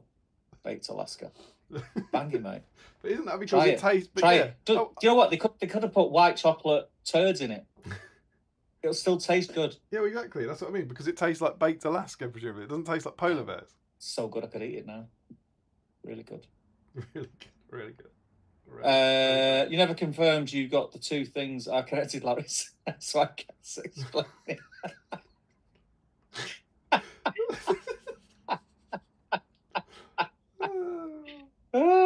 I'll send you an email next time, Laz. Honeycomb for me, says Laz Michael. comes out in episode 94. That's where we're at now. Friendship's just gone past the next checkpoint. Oh, Laz, for that, right. I can hear someone changing his nickname in the chat. Laz. Honeycomb for Michael Haskell. It's a good shout. Frederick, all the boys called it Schlumpf and the girls called it Bla Engel, Blue Angel. Blur Angel. What about blue waffle flavour? Blue waffle, don't. Larry Miller, I think you've got to be of a certain age to get that, but Larry Miller says, not had that, Ian, but I do like rum and raisins separately a lot. And then Frederick says, but it was called Schlumpf. Am I saying that right, Frederick? Because I know we normally have a conversation about that. Because the answer is probably no, and then we'll spend half an hour trying to work out how you're not saying it right. Honeycomb is up there too, says Spiller. Rum and raisin is such an old man flavour of ice cream, says Paige. I've never agreed with you more, Sam. And then he says, slander, Sam. Because of dragons, I'm usually safe with vanilla, but I do like being daring with pistachio or banana. It tastes like the foam sweets. I didn't think about banana. But do you know what I do with... That's an optimistic use of daring from Ben there, isn't it? I know, yeah. Sometimes I throw caution to win and get banana ice cream. To live on the edge. When he orders it and the counter goes, ooh. I got to watch out for that guy. He's trouble. Back off. But, you know, see, what I like to do at home with my vanilla, I will get some shortbread, good shortbread, and I'll smash it up, crumble it over the top, that sounds nice. and then get a microplane and shave chocolate pieces on top as well. Oh, everyone was with you until you said microplane. Yeah, microplane, mate. That does sound very good, though. It's very good. Sean says, Steve, just pronounce pistachio again a second. Pistachio. Pistachio. How else did you say it? How do you say pistachio? It? Pistachio. Yeah.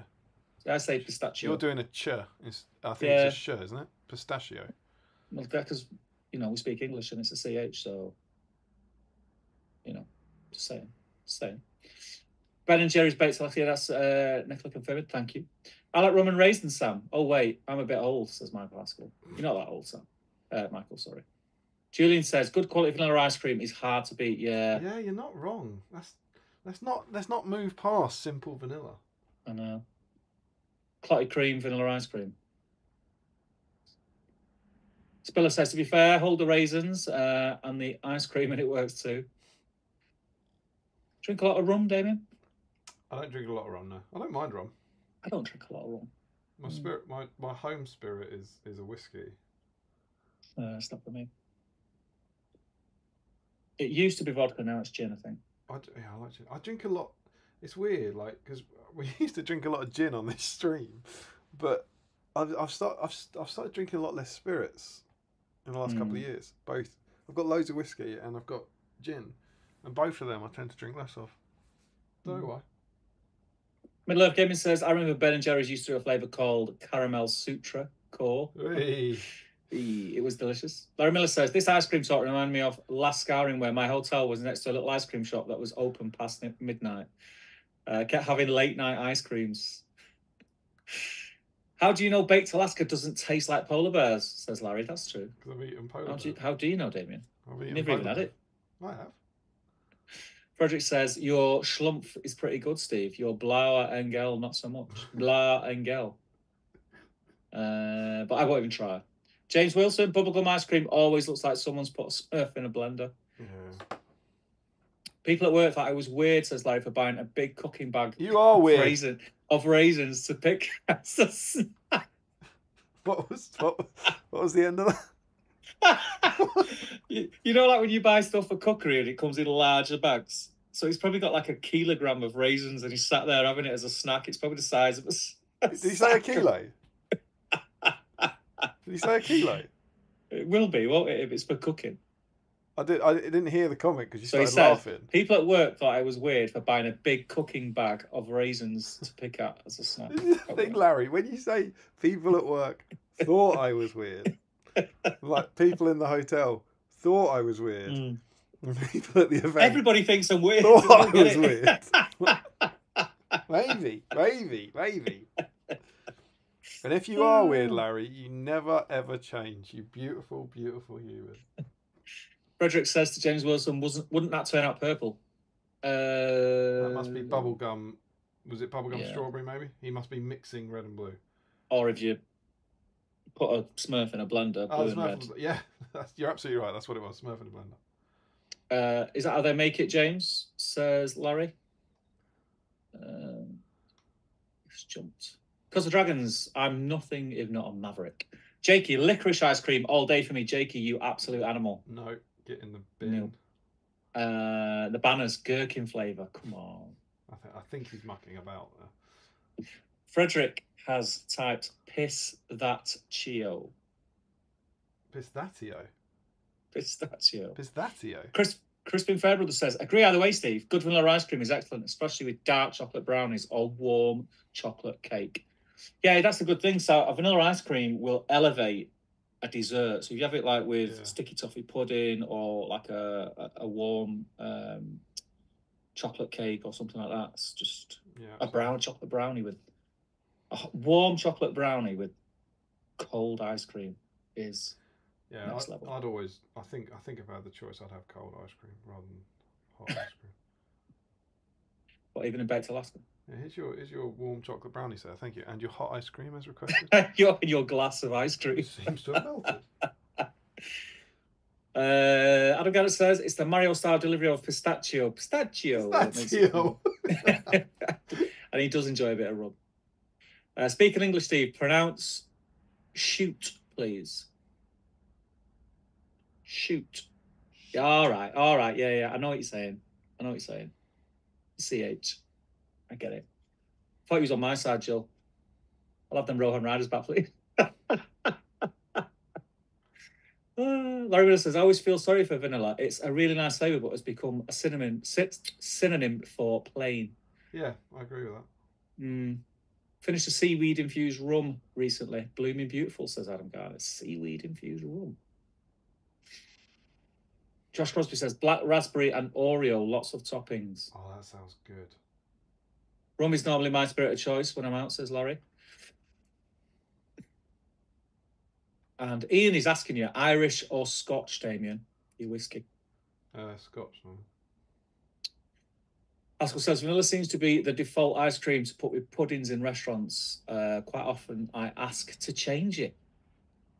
If anyone was going to ask that, it's going to be Haskell, isn't it? I'm just looking at the patron chat. Yeah. Top messages. Captain Doodle set the nickname for Larry Miller to Big Laz. You love to see it. Not quite that big, Steve, says Larry. James Wilson says, also surprised no one said raspberry ripple yet. Raspberry ripple is good. It is good, but I don't know. It's always felt like a crap vanilla to me. What a weird comparison. I know. I'd have it, but I would prefer just not to have the raspberry ripple. I just love raspberry. You know You must know. I must have told my raspberry ice cream story, haven't I? Go on. I probably told you this. Remember when I got an ice cream for the stream? Yeah. So the best sauce on a Mr. Whippy is raspberry. Yeah. Agreed? Yeah. So I went up to a ice cream van in Twickenham. And, can I have a Mr. Whippy, please, mate? Yeah. And I was like, have you got any raspberry sauce? And he went, yeah, strawberry. Oh. And I said, no, that's your answer is no. Would you like strawberry? It's not the same. Yeah. He went, yeah, strawberry. I was like, no. And I had it. I was like, that's not the same. And Charlotte tells that story like a joke. She'll be like, oh, tell him the one about the right. And he said no. He said, yeah, strawberry. And I was like, I'd have strawberry, but it's like, yeah. It pissed me off. I think the raspberry thing with ice cream is because, I mean, I don't know if it's the same for everyone. You kind of assume it is because that's your memories. But our ice cream man from being a kid growing up, it was raspberry sauce. That was it. And then, do you ever have? There was a stage. It obviously didn't take off. It didn't last long. Where they had lime sauce. Oh, I don't remember that. Like a green one. Oh, I don't remember that. Wasn't very nice, but yeah, it was raspberry sauce. Yeah, lime. But then strawberry was quite later on that it became a thing. I think you used to buy that in bottles, didn't you, in the supermarket? Remember you could get the sauces. Yeah. Then you'd leave them at the back of the cupboard for a year. Yeah. You might be like, you can't have that. It's not raspberry. It's not. Larry says, that reminds me. It's not the same. It's not the same.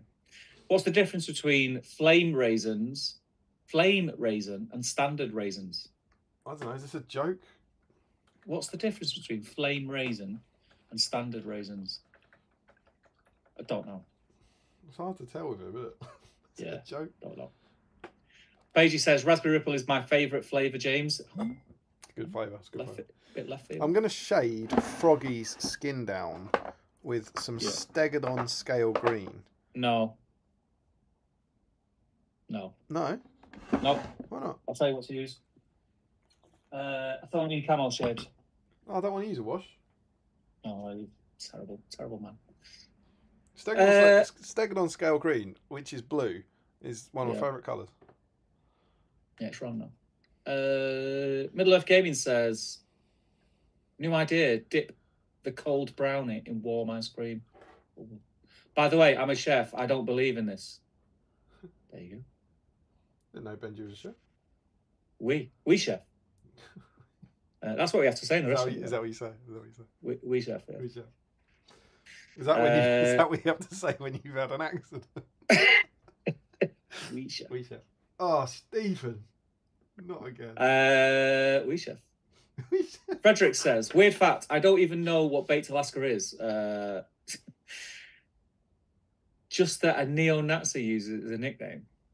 Oh, you just ruined baked Alaska for me. Baked Alaska is ice cream, normally vanilla, with, what's it called? Meringue around the outside and then baked really quick. That's baked Alaska. Larry Miller says, I do enjoy Absolute Vanilla as it tastes like you're drinking ice cream. I've never had it. So that's vanilla flavoured vodka, I'm guessing, right? Vodka, yeah. Ashton Fisher, my local gelateria, check him out, does it, he's putting his words in just to catch me out, and it does a stracciatella, but ricotta based. I had ricotta tonight. It's absolutely divine. I think I'm keeping them in business. But do you know what? If you like the taste of that, I've never had a ricotta based ice cream, but now you've said it, I'm going to give it a go. I made. Oh, was that Ashton Fisher? You said that. Yeah, I know where he means, as I know, not in a threatening way. I know where he lives. I know, I know where you live. I know exactly the ice cream parlour he means. Try it out. Send me some. I have. But if you want a nice ricotta, you can whip it with a little bit of sea salt, a touch of olive oil, and then go a bit left field and add a bit of honey to it. I thought you were going to put a bit of banana in that. It's so nice. It is so nice. Put it in a piping bag and away you go. James Wilson, going to throw cookies and cream into the mix. Again, is cookies and cream vanilla ice cream with a twist? It's good. I think so. I think so. Crispin Fairbrother, Middle Earth Gaming. Aha. Nicholas says battle ice creams in Middle Earth. I was waiting for that. There's normally been one of these. Next question about ice cream is it's engaged the viewers. Derailed the stream, mate. I'm not sure it's derailed. In a good way. Is it? In a good way. Yeah. Sam says it may make me sound childish, but the classic Flake 99 does it for me. A Flake 99 is a phenomenally good ice cream. Yeah, and liking a 99 doesn't make you sound childish. No, not at all. Playing with toy soldiers makes you sound childish. I so we're all in that trap, my friend. We are all in that trap. There is nothing like a Mr. Whippy. Middle Earth Gaming, been watching previous streams again to get through hobbying and up to the first 2 towers special where Damien gets an ice cream delivered to him. What a night! He was loving life at that moment. He was very excited that night. Sam's. You were blown away when that happened. I was super jealous, man. I ain't gonna lie. I'm not even gonna try and hide it. I was thinking, where's mine? I've gone back to it a couple of times because that was a clip that I put in the living on a stream video. So I went back to it, and your reaction is, how have you had that delivered? If you think about some of the things we've had on stream, though, I mean, I had what was the occasion that I had that sort of meat and cheese platter? I think that was a Christmas one, wasn't it? Was it Christmas? I think that was your Christmas platter. Yeah. That was great. I think that was the best ever screen snack I've ever had. It's amazing. The ice cream would be mine, I think. Hoodie says Emmett is going to be on the phone downstairs and hear Damien roaring. Oh, he'll be ranting about the ice cream man again. Crosby says I use Stegodon on lots of my orcs too. Oh, it's a great colour. Frederick says new I Can You Can ice cream channel coming. Cohelia Green Shade is lovely for orcs flesh, says Sean Clark. Very nice. Frederick says battle creams in Middle Earth. Sean Clark, or if you mix a bit of green into your base coat and wash it with a thin purple wash. Do you know what I've started doing? The reason none of these things will work, and I fundamentally believe that I paint via process quite badly. I don't think I'm pretty happy with my results, but I don't think I do. A lot of people seem to finish with a wash, and I've never made that look good.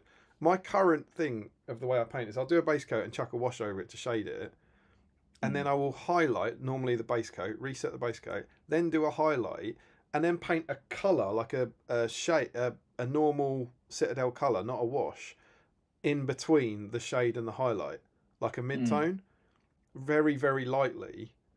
And it dries, because you know washes sometimes dry shiny.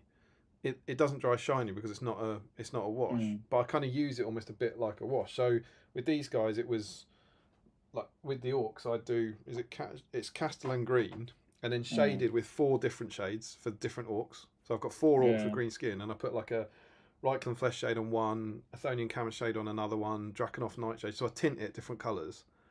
Then put the Castellan green back on. And then this time I highlighted with Nurgling green. And then what I've been doing tonight is putting back in, I put Doomball brown into one, and then I put Stegon scale green into one, and I put Steel Legion drab into one. So really, really thin, but different colours. So they all end up with slightly different looking orc skin.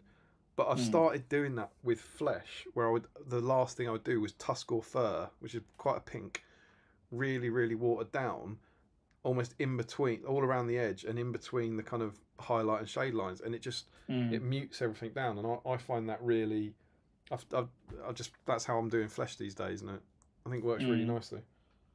Nice, very cool.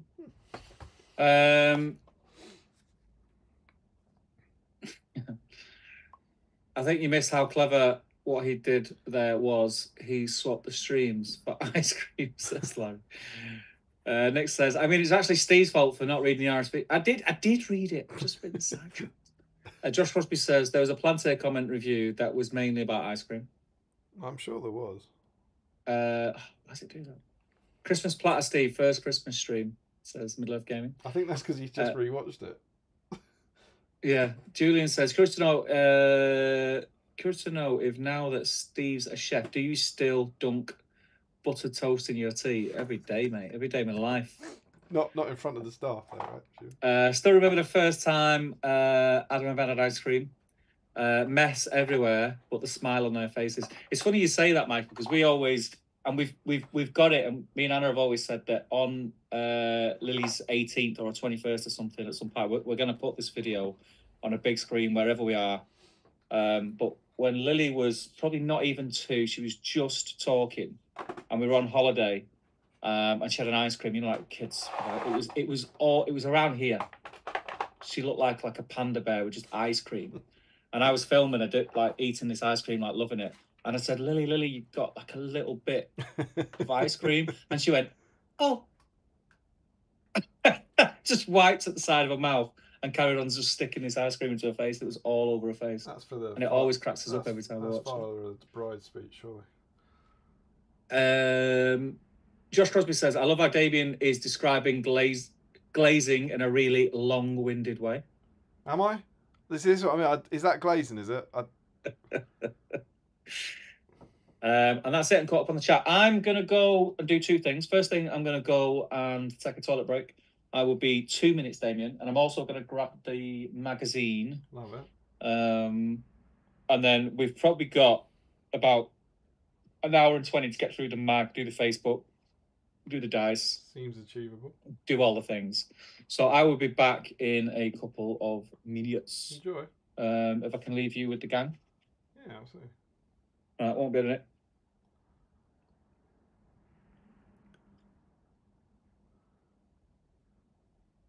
Noticed that Steve said he was going for a toilet break. Didn't say what he was going to do. I would suggest maybe putting your thoughts in the comments, but that might well breach YouTube guidelines. So yeah, welcome all back. That's been fun catching up with everyone. Good discussion topic, Nick and Sam. Solid ice cream content. Would anyone like to tell us any more Warg based business? Tell us about the Warg you've painted. Is anyone painting Wargs tonight? Are you having fun with your Wargs? Let's try and get some Warg themed discussion going. Any favourite hilarious moments with Wargs that have played out on the table? Anything like that? How do we feel about the old Azog and Bolg debates? I know one thing, I used to play with a lot of Gundabad, and one of the major differences between them was that Bolg's Warg could get shot by a single arrow, and kind of render him very, very, very much less effective, as opposed to the benefits of the White Warg, having a couple of wounds, a higher defense, and the fate point. Any Gundabad generals out there come across that? And is anyone painting Bolg's Warg? What about Bolg's Warg? That hasn't got a lot of love. Bolg's dear sweet sausage Warg on his funky little base. What's that all about? As far as I recall, it was sculpted because it looked cool, and it was put on that base by someone who doesn't know anything about the rules of the game because it looked like the base it should fit on. And that's why to this day we have a curious anomaly in the strategy battle game of Bolg with his famous for his handbrake turns, sliding into combats on his odd-shaped Warg, on his odd-shaped base. Well, I like Bolg. I was a big fan of Bolg. The first time Trokenburn ever rode to war at Warhammer World Doubles, we took a alliance where I was using Bolg on his Warg and Adam was using Azog on the White Warg. So I painted him up for that. It's hobby vlogs about it on the GBHL. If you're curious to check them out. But it was just that one Warg. Just a single Warg in that army. And so I'm not going to say he gets a bad rep because it's not a very good Warg, is it? Let's be honest. But I feel a bit sorry for him. I feel a bit sorry for Bolg and his Warg. Will you ever get a new one, do you think? I think someone was suggesting on some thread or the other that Azog would be a great pick for like the next plastic hero. And I have to say I really agree with that. Imagine a foot-mounted Azog kit where you could take Azog maybe with, I don't think the arm would glue on, but with a body that had armour, a body that didn't have armour, an arm that had the sword coming out and an arm that had the little claw coming out, options for the flail, all that sort of stuff. I think that would be really, really crying out for it, and you'd have to think or hope that maybe as and when we get a Hobbit supplement, that would be in the offering. Don't you think? Or maybe I'm crazy.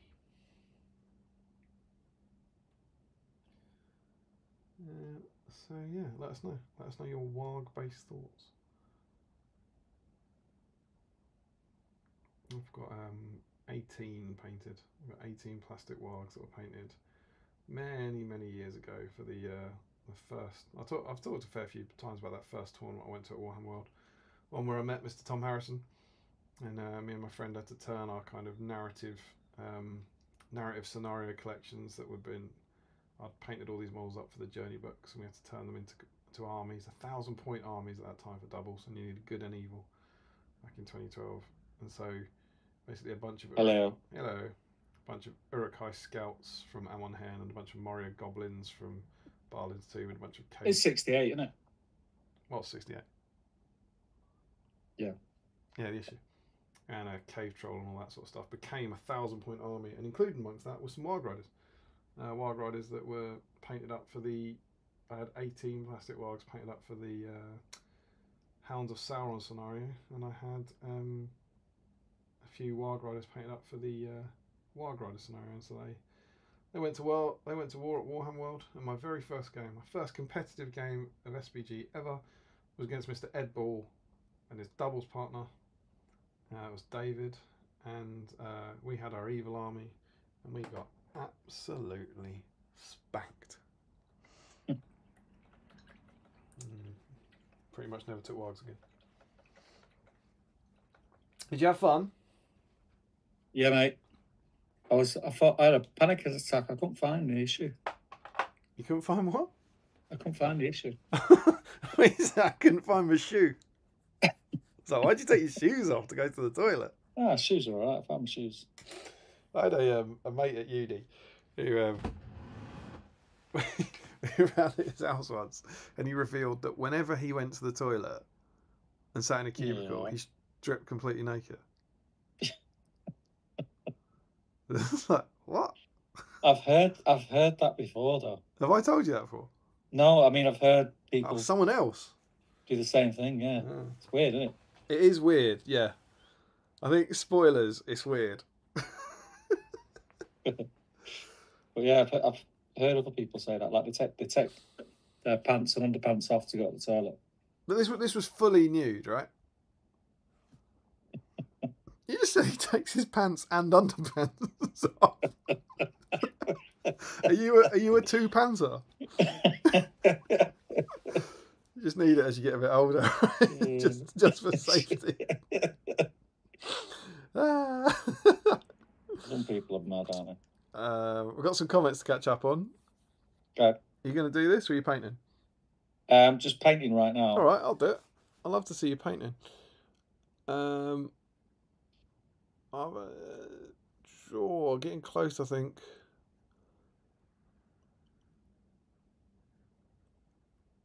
So I think, yeah, Joshua Crosby talking about glazing. Sean Clark says, classic BSIME moment.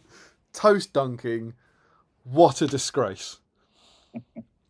And then, Ben, because of Dragons, I don't know how you got to his house, but because of Dragons has been hacked by Steve Crow. That's probably where he went for his toilet break. Because of Dragons says, buttered toast in tea for the win. Yeah. No, it's not Steve. No, yeah. It's the other one. Obviously. It makes me feel sick thinking about it. Larry Miller, toast should be unbuttered and nowhere near a drink.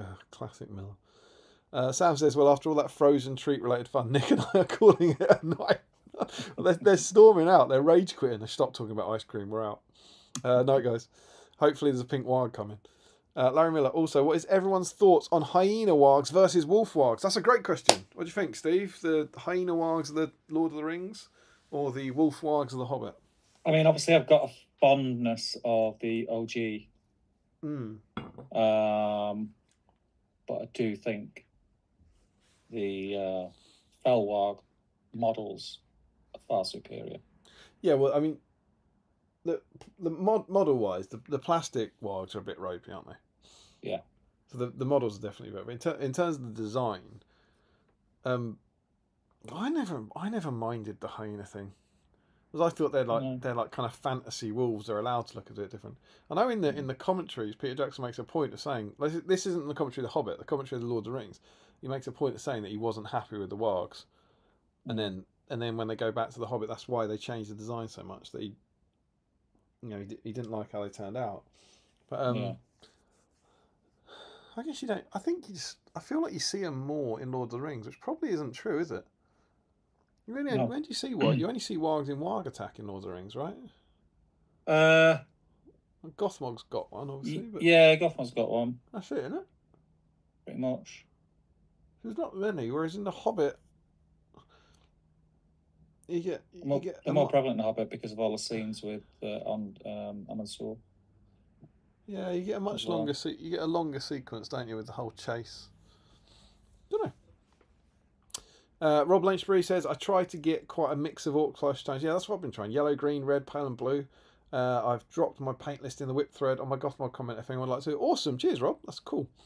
Stephen Wright says, I have a soft spot for wargs as they were the first models my daughter painted her in. Oh, that's lovely. Oh. And Stephen Ryan, while I'm kind of talking to you, thank you for the package that you are sending, I believe. Very excited. Stephen Ryan is sending us a package for use next weekend. Very nice. Hashtag just saying. Posting Spirit, I actually much prefer Bolg myself. I think this is in terms of the profile. He's so much better at munching up troops and can still take a lot of big heroes. He's very good. Good old Fight 7. But Short says, still working on one batch of Metal Warg Riders. Started the whole project during the early lockdown BSIME streams. Went on an eBay buying spree when the 2020 made to order didn't happen. Still nothing painted.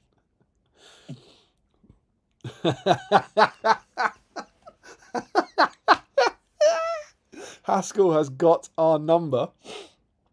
He says, RE toilet breaks.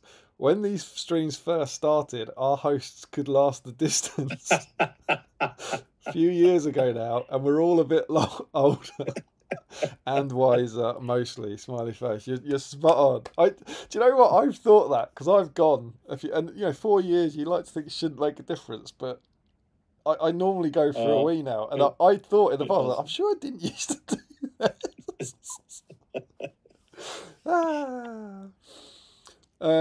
Jakey, that's great, Michael.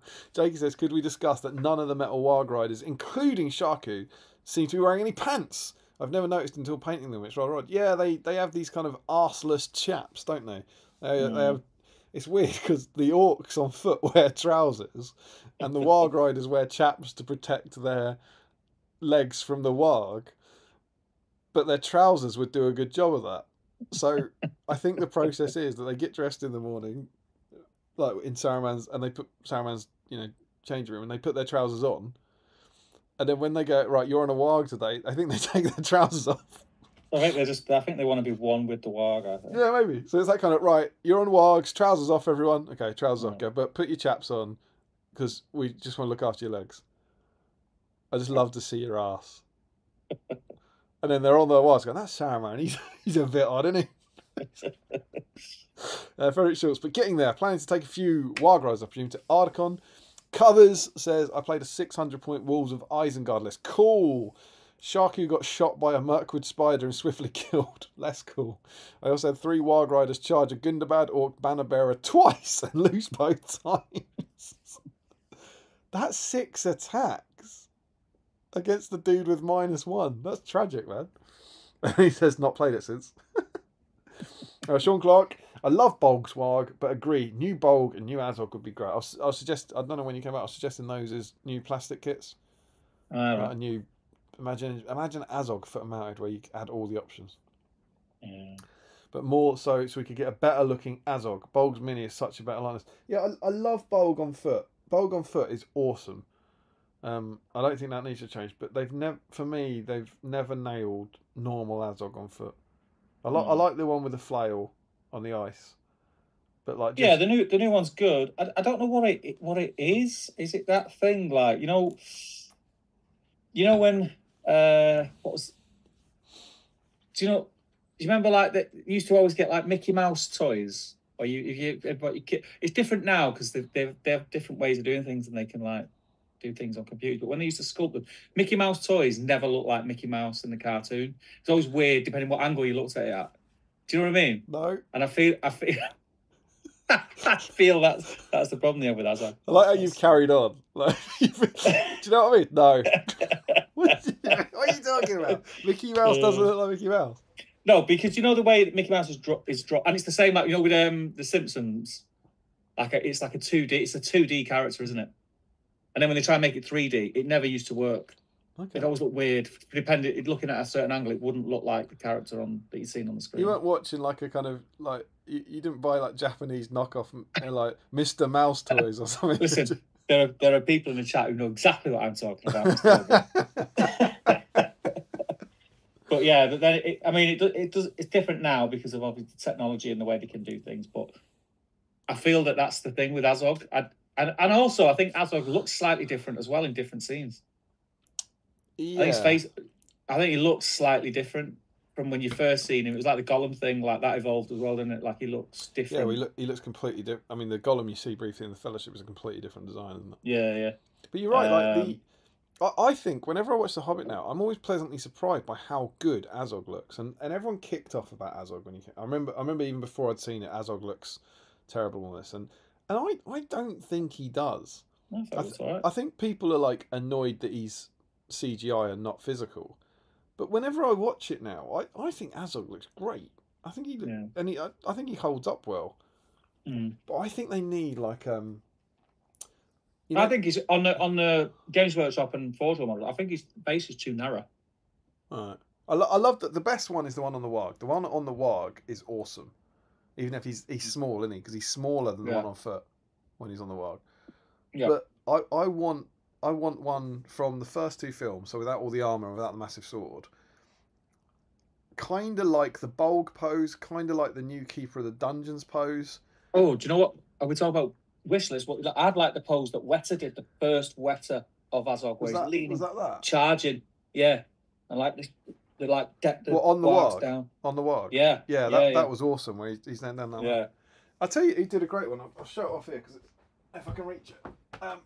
Dave Fredericks did that for us for SBG 2. I've got that model. Because he sent you the one he made. Yeah. And you send it to us every year to put it in the cabinet at Ardicon. No. But that he made for our As an Old Bazaar issue. So he sculpted the arm on.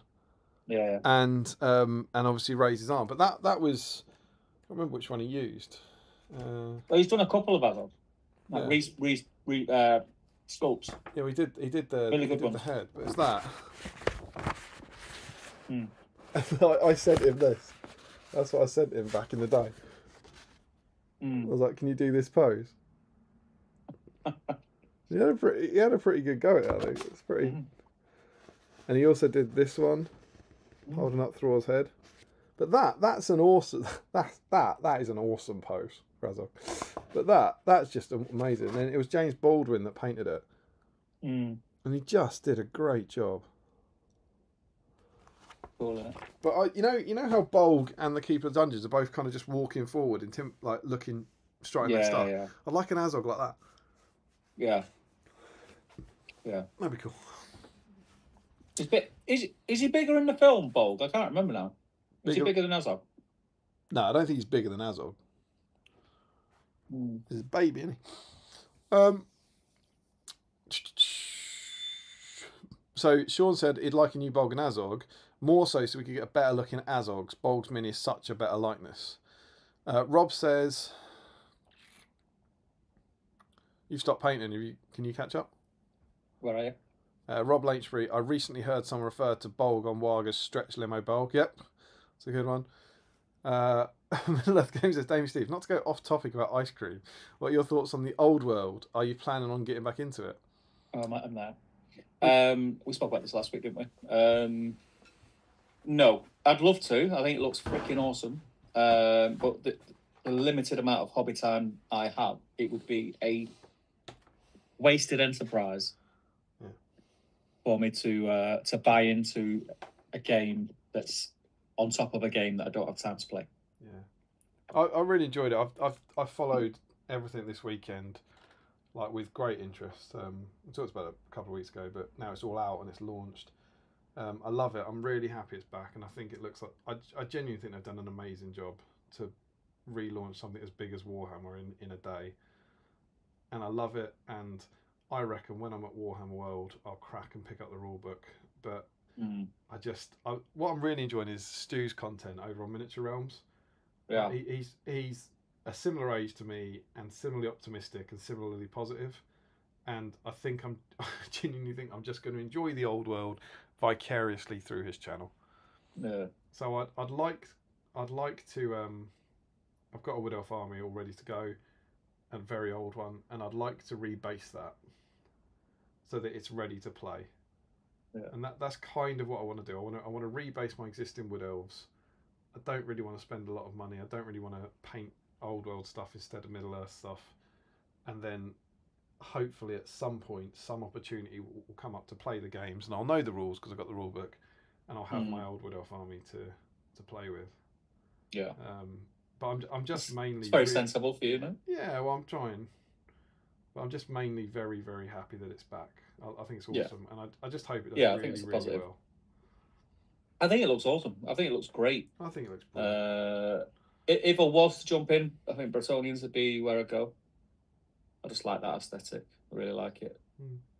For no other reason than that, I just think they look cool. I think that's why you should pick an arm, because you think it looks cool. Yeah, absolutely. I'll just never ever be able to get past that world. I'll never. That's what got me into wargaming. I spent 10 formative years as a teenager absolutely adoring Warhammer in the old world, and I'll just never. That setting won't kind of like affect me and interest me. Yeah, I never played it. Never played a game of Warhammer Fantasy Battles. Played a couple of games many years ago. I say played games, fumbled my way through a couple of Mordheim games. Mordheim was the only sort of toe dipping experience into that kind of Games Workshop fantasy scene.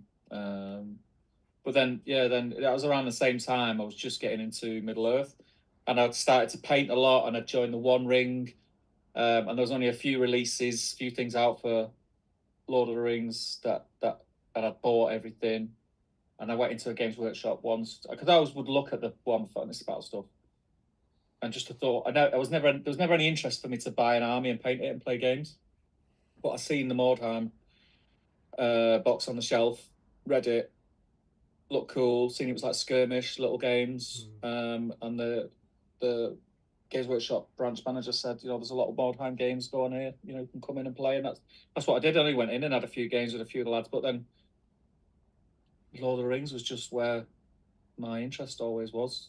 Yeah, so it was really hard to pull away from that. So good. So yeah, I think, Sam says, hang on, thought it was couldn't. Oi. What? Sorry.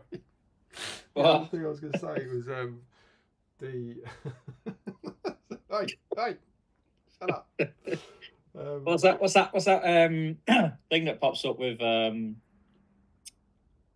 Leonardo DiCaprio?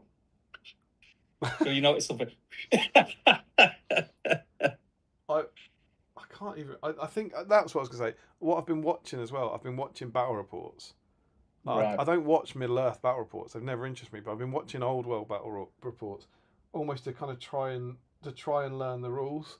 Yeah. So I just want to be able to play it. I want to remind myself of what it is, and I could still, to this day, I could still stumble my way through a game of Six Ed, which is where I stopped playing. But it's like that. That's why I'm kind of watching that stuff, just to enjoy it. I'm not. Like you say, I'm being kind of sensible because it's like there's just no point in me spending all that money on it. I'd love to, and my main emotion, I might have said this last week, is that I'm jealous of people who can. That's how I truly feel. It's like I wish I was, I don't know, younger, or I knew more people who played it, or I had more money, or I had more time. But so I just don't, and so kind of buying a ton of stuff for it is just stupid. So if this was released 2-3 years ago, I'd have had the box set, the rule book, it'd be all over the channel. Couple of armies. I'd have glued loads of models together by now and primed them and left them in a box. Yeah. So no, I'm just delighted it's back. I'm delighted it's back. Yeah, I'm gonna have to fly through this last bit now because we do need to crack on. Thought it was couldn't find his tissue, said Sam. Was that something while I was away? Don't know. Larry says took the shoe. You said you couldn't find the issue. So it's 6 Warg Riders to my second event, as it was using the new Desolation scenarios that are very movement based. Yeah, they were. I remember that. Ember Craig, 2 Panther. Why would they be called underpants if they're not supposed to wear them under other pants? Oh, why would you call something underpants if it wasn't meant to go underpants? That's true. As always on BSIME, we are dealing with the big questions. Yeah. Pascal says, during the cold spell last week, I chatted. You know what? For a minute, I thought I was going to say I wore 2 pairs of underpants or something like that. During the cold spell last week, I chatted to our postman one morning, and he said he was wearing 2 hats to keep warm. 2 hats? 2 hats. Frederick says, what about the Chihuahua of Rings of Power? I didn't mind them either. Yeah, he looks a bit like the Lion King hyenas, doesn't he? I don't mind if it takes something. I don't read too much into the details of things. I think some people do, some people don't. I think I'm on the don't. So yeah, I thought he looked cool. Don't mind the Lord of the Rings world, like non-human giants, etc. Fantasy wolves can be a bit different. Very true. Pascal says, Lord of the Rings wargs I prefer, but suspect subjective sentiment prevails over objectivity. Scott Newman, Return of the King, there is wargs running into Minas Tirith courtyard. Yeah, but I mean, like 1 or 2 very briefly, I think they're... Split second. Larry Miller says, isn't it just Gothy's warg? What was that? He's saying, isn't the one running into the courtyard. Oh, right. I've always thought it was different wargs, personally. I think you see a warg rider like in the background near a troll at one point, just before the Rohirrim arrive as well. Middle Earth Gaming Lord of the Rings wargs are classics, though. Julian Hammond, you briefly see Wargs entering Minas Tirith with lots of other troops. Larry says, maybe the Warg Riders took off their pants and their underpants. I like how the hyena ones are a bit more unique looking. I know what he means, Damien. Does Larry? The banners, what's your favourite Mickey Mouse sculpt, Steve? Larry Miller, Bart's hair is the best example. Exactly, thank you. Making a 2D character as 3D dimensions were weird back in day, says Adam G. They were. It always looks a bit odd in 3D, says Larry. Frederick Schultz, my brother and I had a Chaos Sonada intro game with a mate of mine yesterday. He got one throwing spear kill, and it was one of his orc warriors. But at least he managed to run down a few goblins. Don't hate the Hobbit orc designs, but think the Lord of the Rings and Rings of Power designs are much better. Rings of Power orcs are brilliant. Sean Clark says, I hate how the armoured Azog went out of stock just as I started the army. I desperately need 2. I hope it comes back in at some point. Yeah, it's such a weird one that they removed that. Yeah. It's the only one that they pulled that I think genuinely doesn't make sense. I wasn't happy because I thought Azog and Bulb looked bad. I liked the looks. I was gutted that we didn't get the bearded, psychotic-looking behemoth of Bolg we originally saw that became the Keeper, says Sam Hoodie. They need to make the Battle of the Five Armies Bolg, where he has loads of extra skulls on him. Yeah, he gets extra armour plates as well, doesn't he, Bolg? Joe Kelly, hey guys, rolling in late once again. These Sunday streams don't mesh with my kids' athletic schedule. Oh, sorry, lol. Dude. So what did I miss so far? You missed a stream, mate. Definitely weren't any technical problems, so that's good. Larry says, I wasn't planning to get into it, but when they teased the orcs and goblins stuff, I remember I have a very small painted army that hasn't seen use in many years. I might get back on the table. James Wilson says, unfortunately, I have to call it a night as I'm up early for work in the morning. Good night, folks. Take care, mate. I have a feeling. Ice Cream Joe, says Larry. Big into Oh, that's what he missed, yeah. Clarky says, wants to learn to play, but definitely not getting into it. Shall we just fast forward to the part where you buy and paint some fantasy models? I've genuinely, right now, 100%, I have zero temptation or wish to buy any models for the Eldad. Yeah, until something cool comes out. I don't think much will for if the orcs and goblins are anything to go on, you're going to get the old Wood Elf army with a couple of cool characters, I don't think it's enough. Frederick says, I don't mind the idea of there being different breeds of wargs in different places. Yeah, absolutely. Or points of time. There's also captains on warg between the big blocks of orcs and the Pelennor, Frederick. Cool. Joe Kelly says, why is Damien's audio low? Did he say something Steve didn't like or something? Hey, I'm not driving tonight, Joe. I was driving, and then Damien took my keys off me and said, settle down, lad. He drank too much. You read too much. Settle down, lad. My audio's low because you're currently here. Because I'm back upstream, we've never figured out for me how to get Steve's audio through my Streamlabs. So what you are hearing is my speaker picking up both of our voice. So yeah, Steve's coming through my laptop speakers, and you're hearing that then go into my speaker, my microphone. And I am speaking, and it's going into the microphone, and my speakers are closer to the microphone than I am. So that's why Steve's louder. And you're facing the opposite way when you're painting. This is true. And the only way, do you know how I make me louder for you guys? I shout. Because otherwise, the only other thing I can do is I can turn up the input volume. But you wouldn't believe it. If I turn up the input volume, that's also going to turn up Steve. It's a conundrum. Larry says, the one I think doesn't make sense was, let's say, MLT Leggy mounted with bow and keeping Legolas and Gimli mounted also with bow. Yes, that is. I meant kits they removed, but yeah, you're absolutely right. Weirdly, on part 1, Steve was quieter. Does that mean we could hear Steve clapping now? Can you hear me clapping? No, you won't hear Steve clapping because Steve's now coming through Zoom to my end. And Zoom doesn't like claps. I believe you will hear me clapping. I can't hear you clapping. No, you can't hear me clapping, but I think they will. That's so shit. Such is the curiosities of Zoom. Right, okay. So, magazine, mate. Oh, is that it? That's it. I am so close to being there with you, my friend. I'll just finish off this last colour on this last orc, because this will finish off this will finish off the leather for me. I've had out Rock Our Flesh, and I can't find where I put it. Great colour. Which is really, really, really annoying.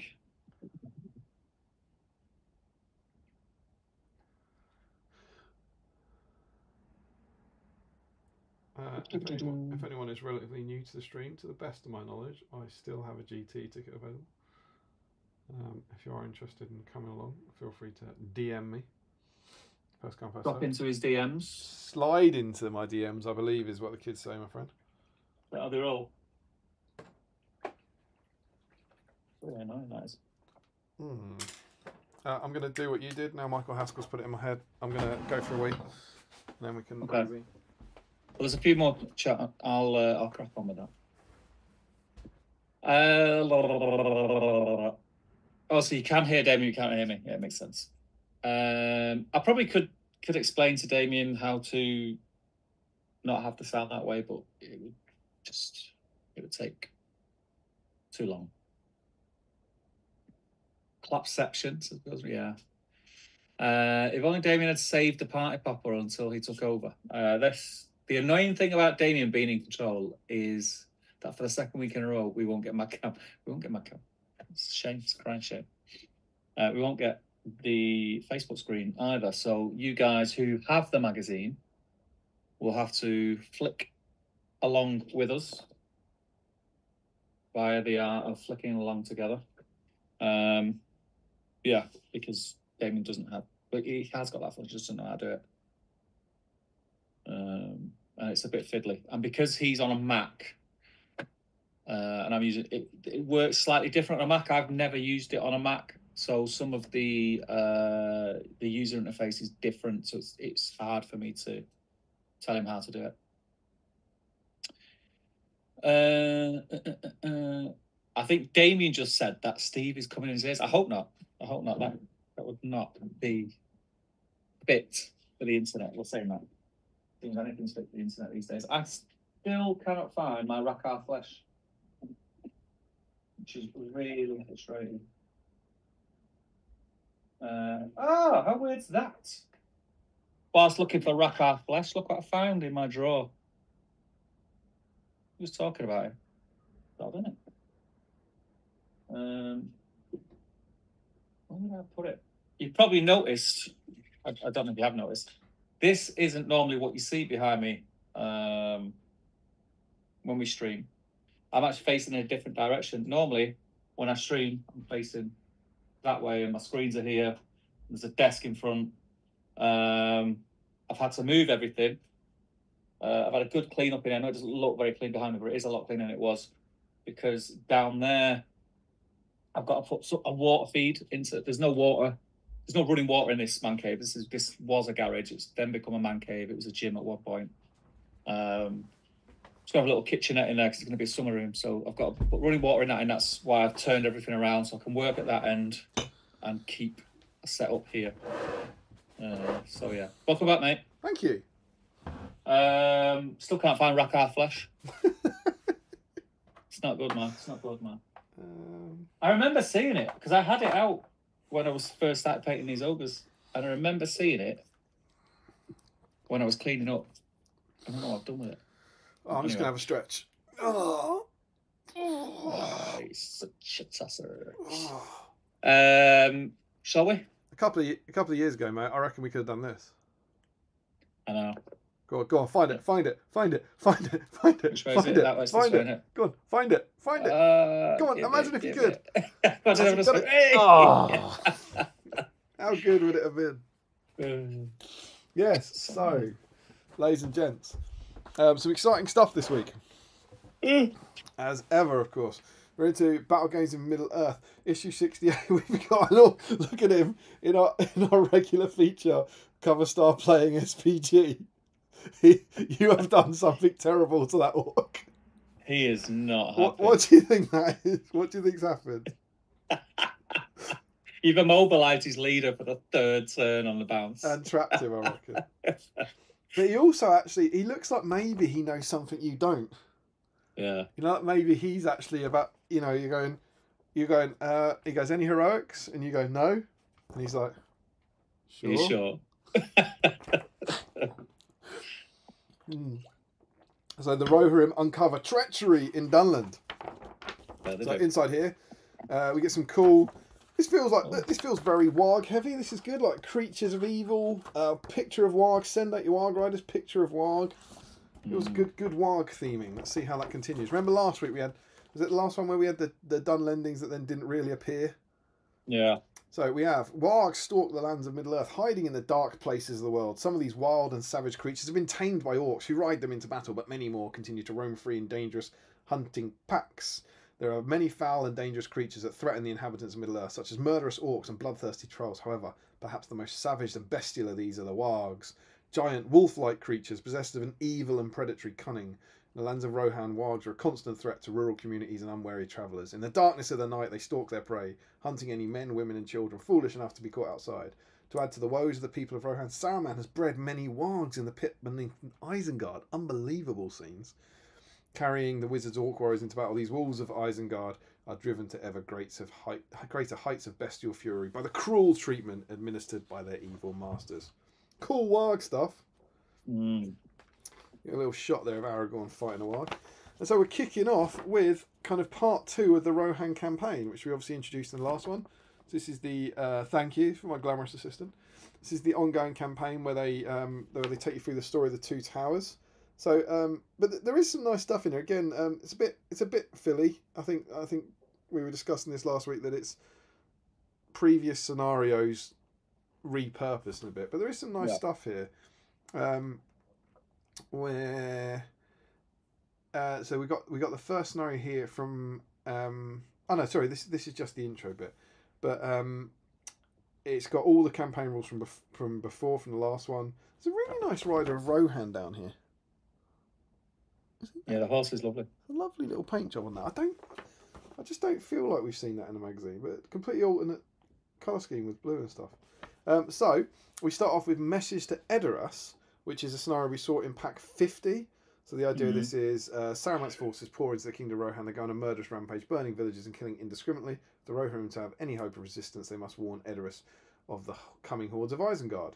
And they basically change things up. So instead, you don't have points match games. So you have a 600-point army. And I like this. Whoever's got the most victory points, remember, we're scoring victory points for winning every scenario.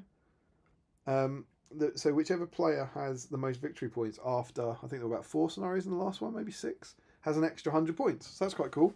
So as you're pushing ahead in the campaign, it's what? It's a lot. It's a big chunk, yeah, it's a big chunk. It's the sort of thing that James Braun would add to a tournament army. The good player's force must include his chosen champions and warriors. So remember, this is a kind of fantasy fellowship thing. And the champion and warriors are the 3 hunters, basically. The champion is the Aragorn character, the warriors are Legolas and Gimli. And then it's restricted to the kind of forces of Rohan army list.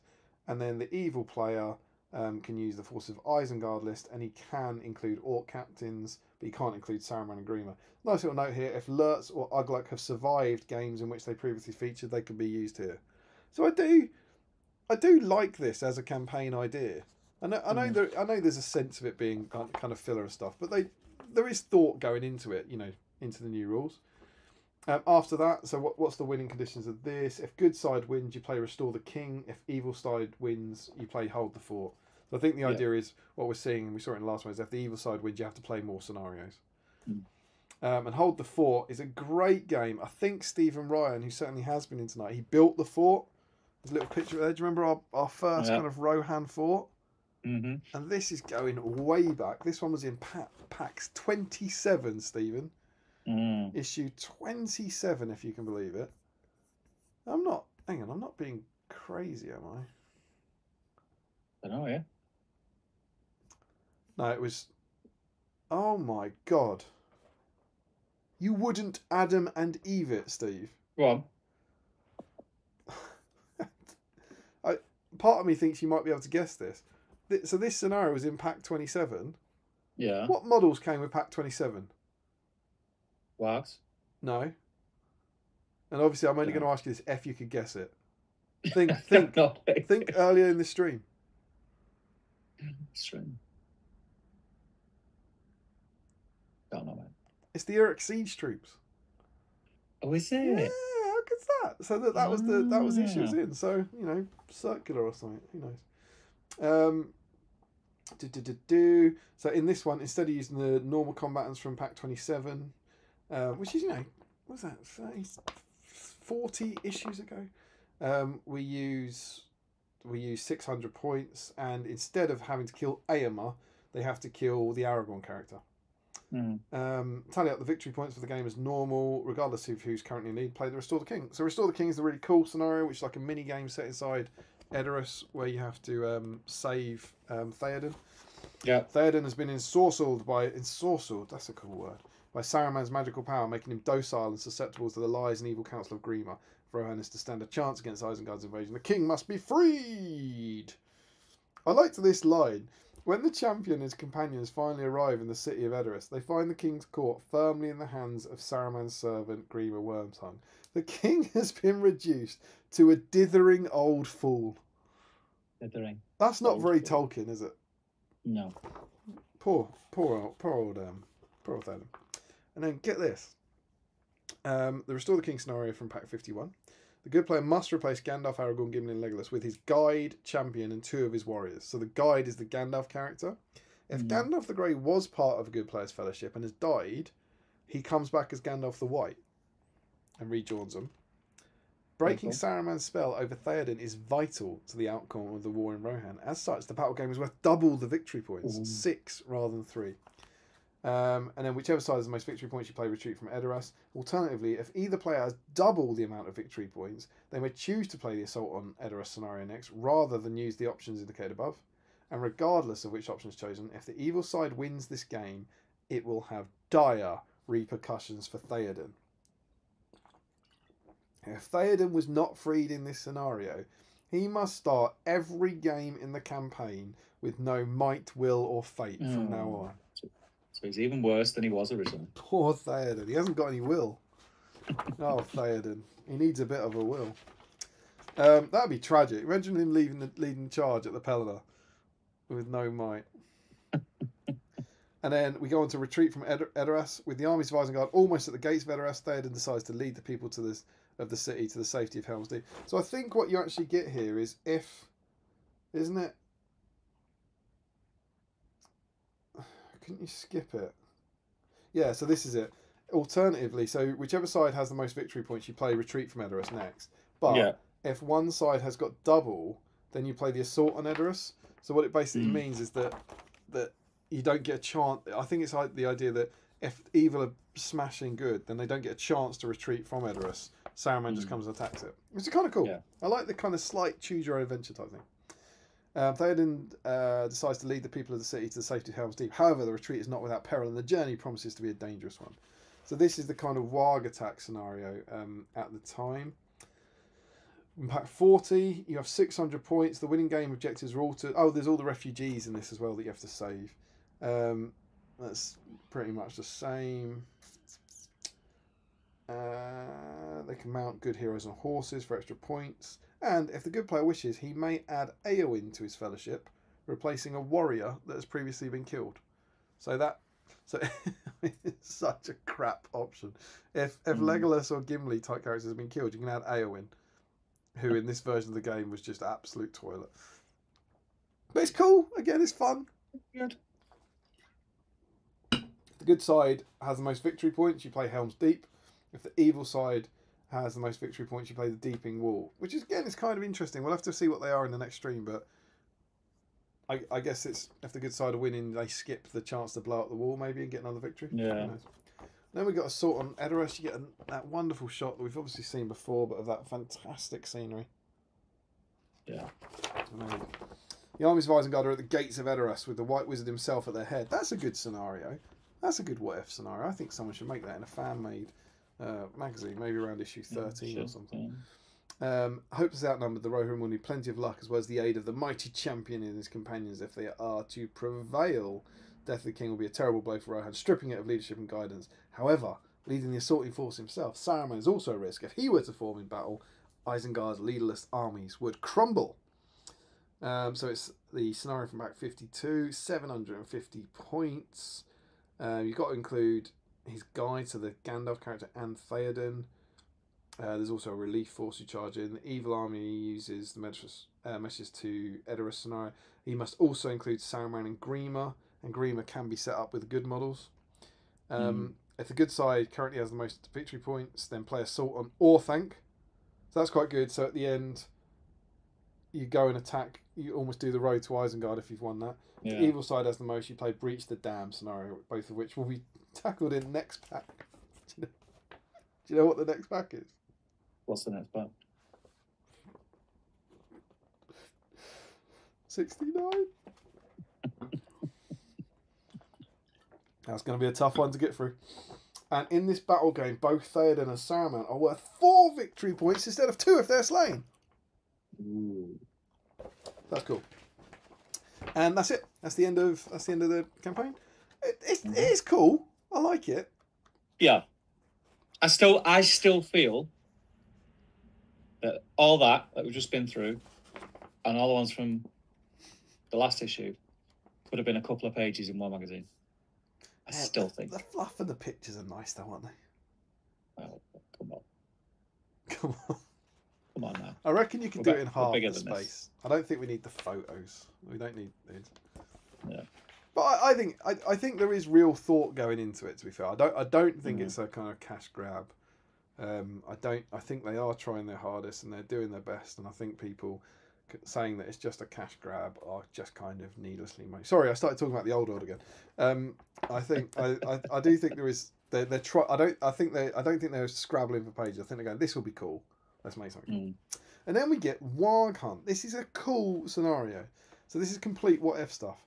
The Rohirrim are under constant threat from the predations of Wargs, which roam the plains of Rohan. Here, a band of Rohirrim follow the trail of a pack of wild Wargs into Dunland and uncover the treachery of the wild men, Steve.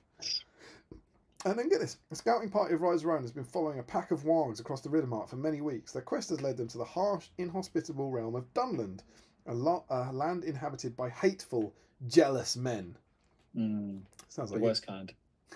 Who despise Rohan due to centuries of animosity. Tracking the Wargs to a Dunlending village, the Rohirrim discover the awful truth that the wild men have been assisting Saruman's orcs in capturing wild Wargs for their armies and are currently in league with a group of ruthless Isengard orcs. So, good news. We pondered it last week. We get the stats for Wild Men of Dunland. Last week we just got the card cutouts with no stats.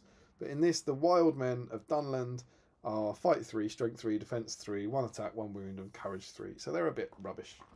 We have rubbish. The gaming area here. Looks really beautiful. More on that. It does look good. Yeah, more on that in the scenery later. But it's a 4x4 board. You can see a pen of Wargs in the middle. The Dunlending village from the last issue in the bottom corner, and the Riders Rohan riding on. And the victory conditions for this are that the good side has to wipe out all the wild Wargs, which are in the pen, in 12 turns or less. So they've got to kind of charge into this village and kill their dogs. And the evil side wins if any are left, or all the Riders in Rohan have been wiped out. And what's super fun is they start in a paddock. So the wild Wargs can't get out, they can't move, and you have to smash the paddock up. Now evil can do this as well, because they might want to set the Wargs out. But if the Rohirrim want to get in, they have to kind of bash it down. The fences have a defense value of 5 and 1 battle point, which is quite good fun. There's some notes there that they can have some like long-standing FAQ questions here. Although they may not charge, they may fight back. This is the Wargs. They may fight back with attack. Wild Wargs do not count as cavalry. People have been asking that for a while. But are not knocked down by cavalry charges. Interesting, different one. And then this really made me smile. I know Sam and Nick have gone for the night, but in each turn, after priority is determined, but before either side has moved or declared heroic actions, the Wild Wargs have their own phase. They charge the closest unengaged model within range, friend or foe, unless that model is mounted on a Warg. If there is no model within range to charge, they will remain stationary this turn. And this reminded me of. Did you ever play at one of Sam's events? I know you didn't come down. He had his custom scenario called Warg Nation. Yeah. That always used to be the final scenario in his events. And it was like, you just have every turn Wargs would enter and you'd get victory points for killing the Wargs. It just reminded me of that a bit. So then the Wargs can attack the Orcs, the Wargs can attack the Dunlendings, or they can attack the Rohirrim, whoever's closer to them, which is quite fun. And then the reserves that the Warg Riders, and there are, what are they? 6 Warg Riders. Don't begin on the table, but every turn you roll a dice from 1 or 4 plus they come in, which is cool. And then there's everyone's favourite section, alternative approaches. Put the whole scenario on a hill. Normally, to prevent confusion, a Warg Rider that's killed is removed from the table, including his Warg. This will make the game much easier to play. However, if you would like to add an extra level of detail, you can leave the Warg Rider cards on the board when the Orc Riders are killed and mark them to show the Warg itself is loose. Loose Wargs follow all the rules for Wild Wargs and will prevent the good player from winning if there are any left in play after 12 turns. This extra element will make the game even harder for the good player, so make sure you both agree before using this optional rule. I like the idea that you wouldn't. He's killed the 6 Wargs, and then the evil player goes, I killed that one. Well, we're using those rules, aren't we? No. We're playing in Lothlorien. I've got Galadriel. And there is, I think, a rather fabulous photo at the bottom of this. Yeah, it is very cool. It's nice, isn't it? Yeah. Don't know quite. It's interesting that you said that as well, because I'm not quite sure why that took me, but I just think the framing of that's lovely. Mm. I think this sounds really cool. Does. It's really nice. Sounds like a really fun scenario, yeah. Original, creative. It's not out there with them crazy scenarios where, you have to bring 100 metal orcs or something like that. It's models that you'll have lying around, especially now, I think. Yeah, I like it. It's good. I like those kind of funky ones, though. Yeah. Different rules, Wargs, trap. I think there's also. I think it actually says a little bit about Middle Earth. It's there's a Dunlending village with a pack of wild Wargs in a pen.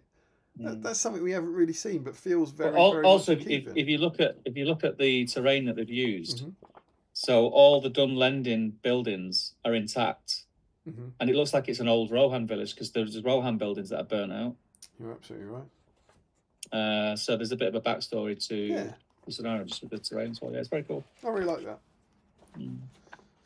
And then we get a painting guide for Wargs, which is cool. These fearsome beasts roam the wilderness, threatening all of Middle Earth, from the far north of Eriador to Isengard and the Pits of Mordor. They represent a deadly peril to any traveller. Here we show you how to paint these terrible creatures. And what I think is very, very cool is they tell you how to paint different Wargs. They also have the eternal question: why is there a hole in its back? They've got a little bit of it. They've got the little piece. Yeah. Leaving this piece separate allows you to build either a wireless Warg or a mounted one. Do you have plastic Wargs? What did you do? What are yours like? Yeah, I didn't glue them in. So you've got Wargs with holes in the back. No, they've got the little piece, so you can just take it out. And you've got the pieces done. Yeah. I painted them as Wargs. See, I've got 18 plastic Wargs, and the riders come off. Yeah. But I haven't got those bits. You've not got the bits. I couldn't even tell you why. I don't know if I chucked them or what. Yeah. I probably would not do it in a game. I don't know. It just seems like a lot of effort. Yeah. I don't know. Brown Wargs to appear as they do in the Lord of the Rings. It looks like it's a black, then Drybrush Bestial Brown, then Drybrush Graveyard Earth. So that's Mournfang Brown, Steel Legion Drab, I think. And then a Shabty Bone. So just 3 dry brushes. That sounds very... So I think they're saying Mournfang Brown, Steel Legion Drab, a Shabty Bone. I think that sounds very similar to what I did with mine. Yeah. And then the dark patches, so the fur is kind of a dark grey, adding Codex Grey to make it lighter and adding Bleach Bone. And then just painting out the teeth to make a cool looking Warg. I think that's great. Yeah. I'd be very happy to have painted that. And then I think this is awesome. You get guides for how to paint white Wargs and black Wargs. Really, really nice. The white Wargs, of course, that attack the Shire in the Felwinter. You know what white Wargs would be good for? That'd be good if you had to paint an army white and turquoise, wouldn't it? If you had to paint a battle company white and turquoise, Yeah. white would be good. Love this.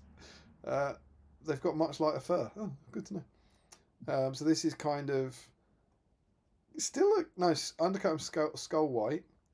Then we've got Steel Legion drab and Dawnstone, I think. Then dry brush with a Shabti bone, and then dry brush skull white. So again, it's putting the cream in, I think, to warm them up. Yeah. And then the face being Steel Legion drab and Fortress grey and elf flesh for a bit of warmth, and then adding skull white to it. And then they make the markings a lot darker, which is kind of Steel Legion drab and brown ink and some snake white leather. And again, I think that looks great. Yeah, it does. You done any white wargs in your time? I've got a few, yeah. I think actually, I'm looking at these. I think I might have used these guys. It's a good guide.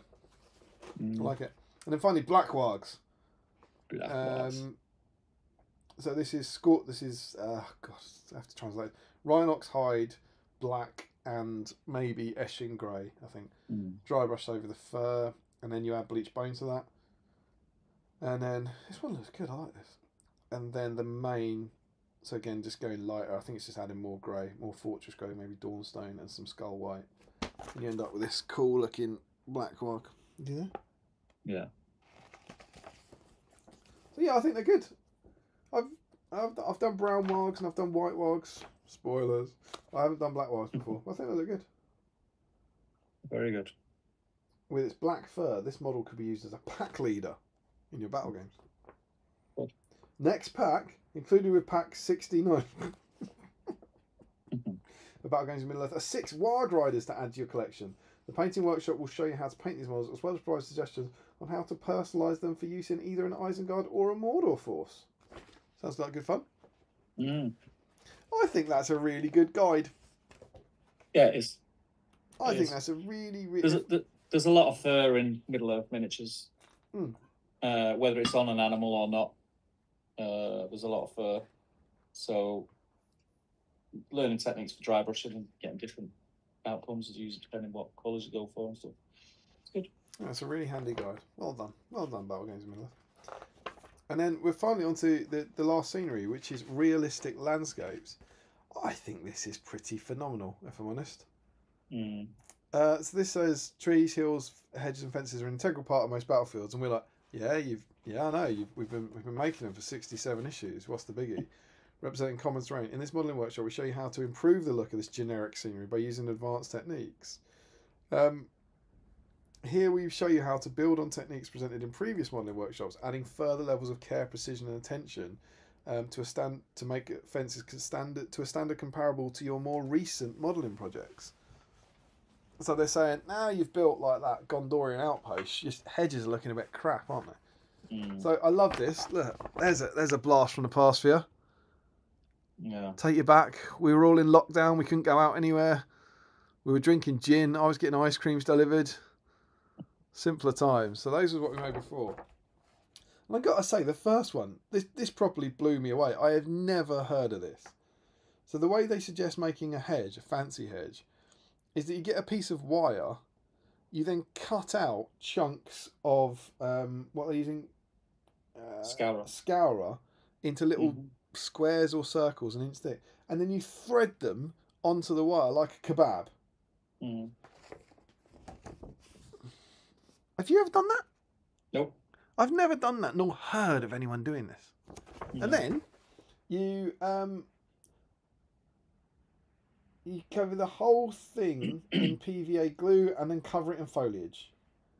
Like and the point of this, which just scares the crap out of me, is that you can then bend it. Yeah. Which, I've got to be honest. Yes. Great idea. Be great for the first 3 times you used it. Then all your pot's going to fall. Because you just keep bending it. But, yeah, unless, to be fair, as I'm exaggerating, you're only going to bend it slightly. I mean, I'm not, it's a good idea.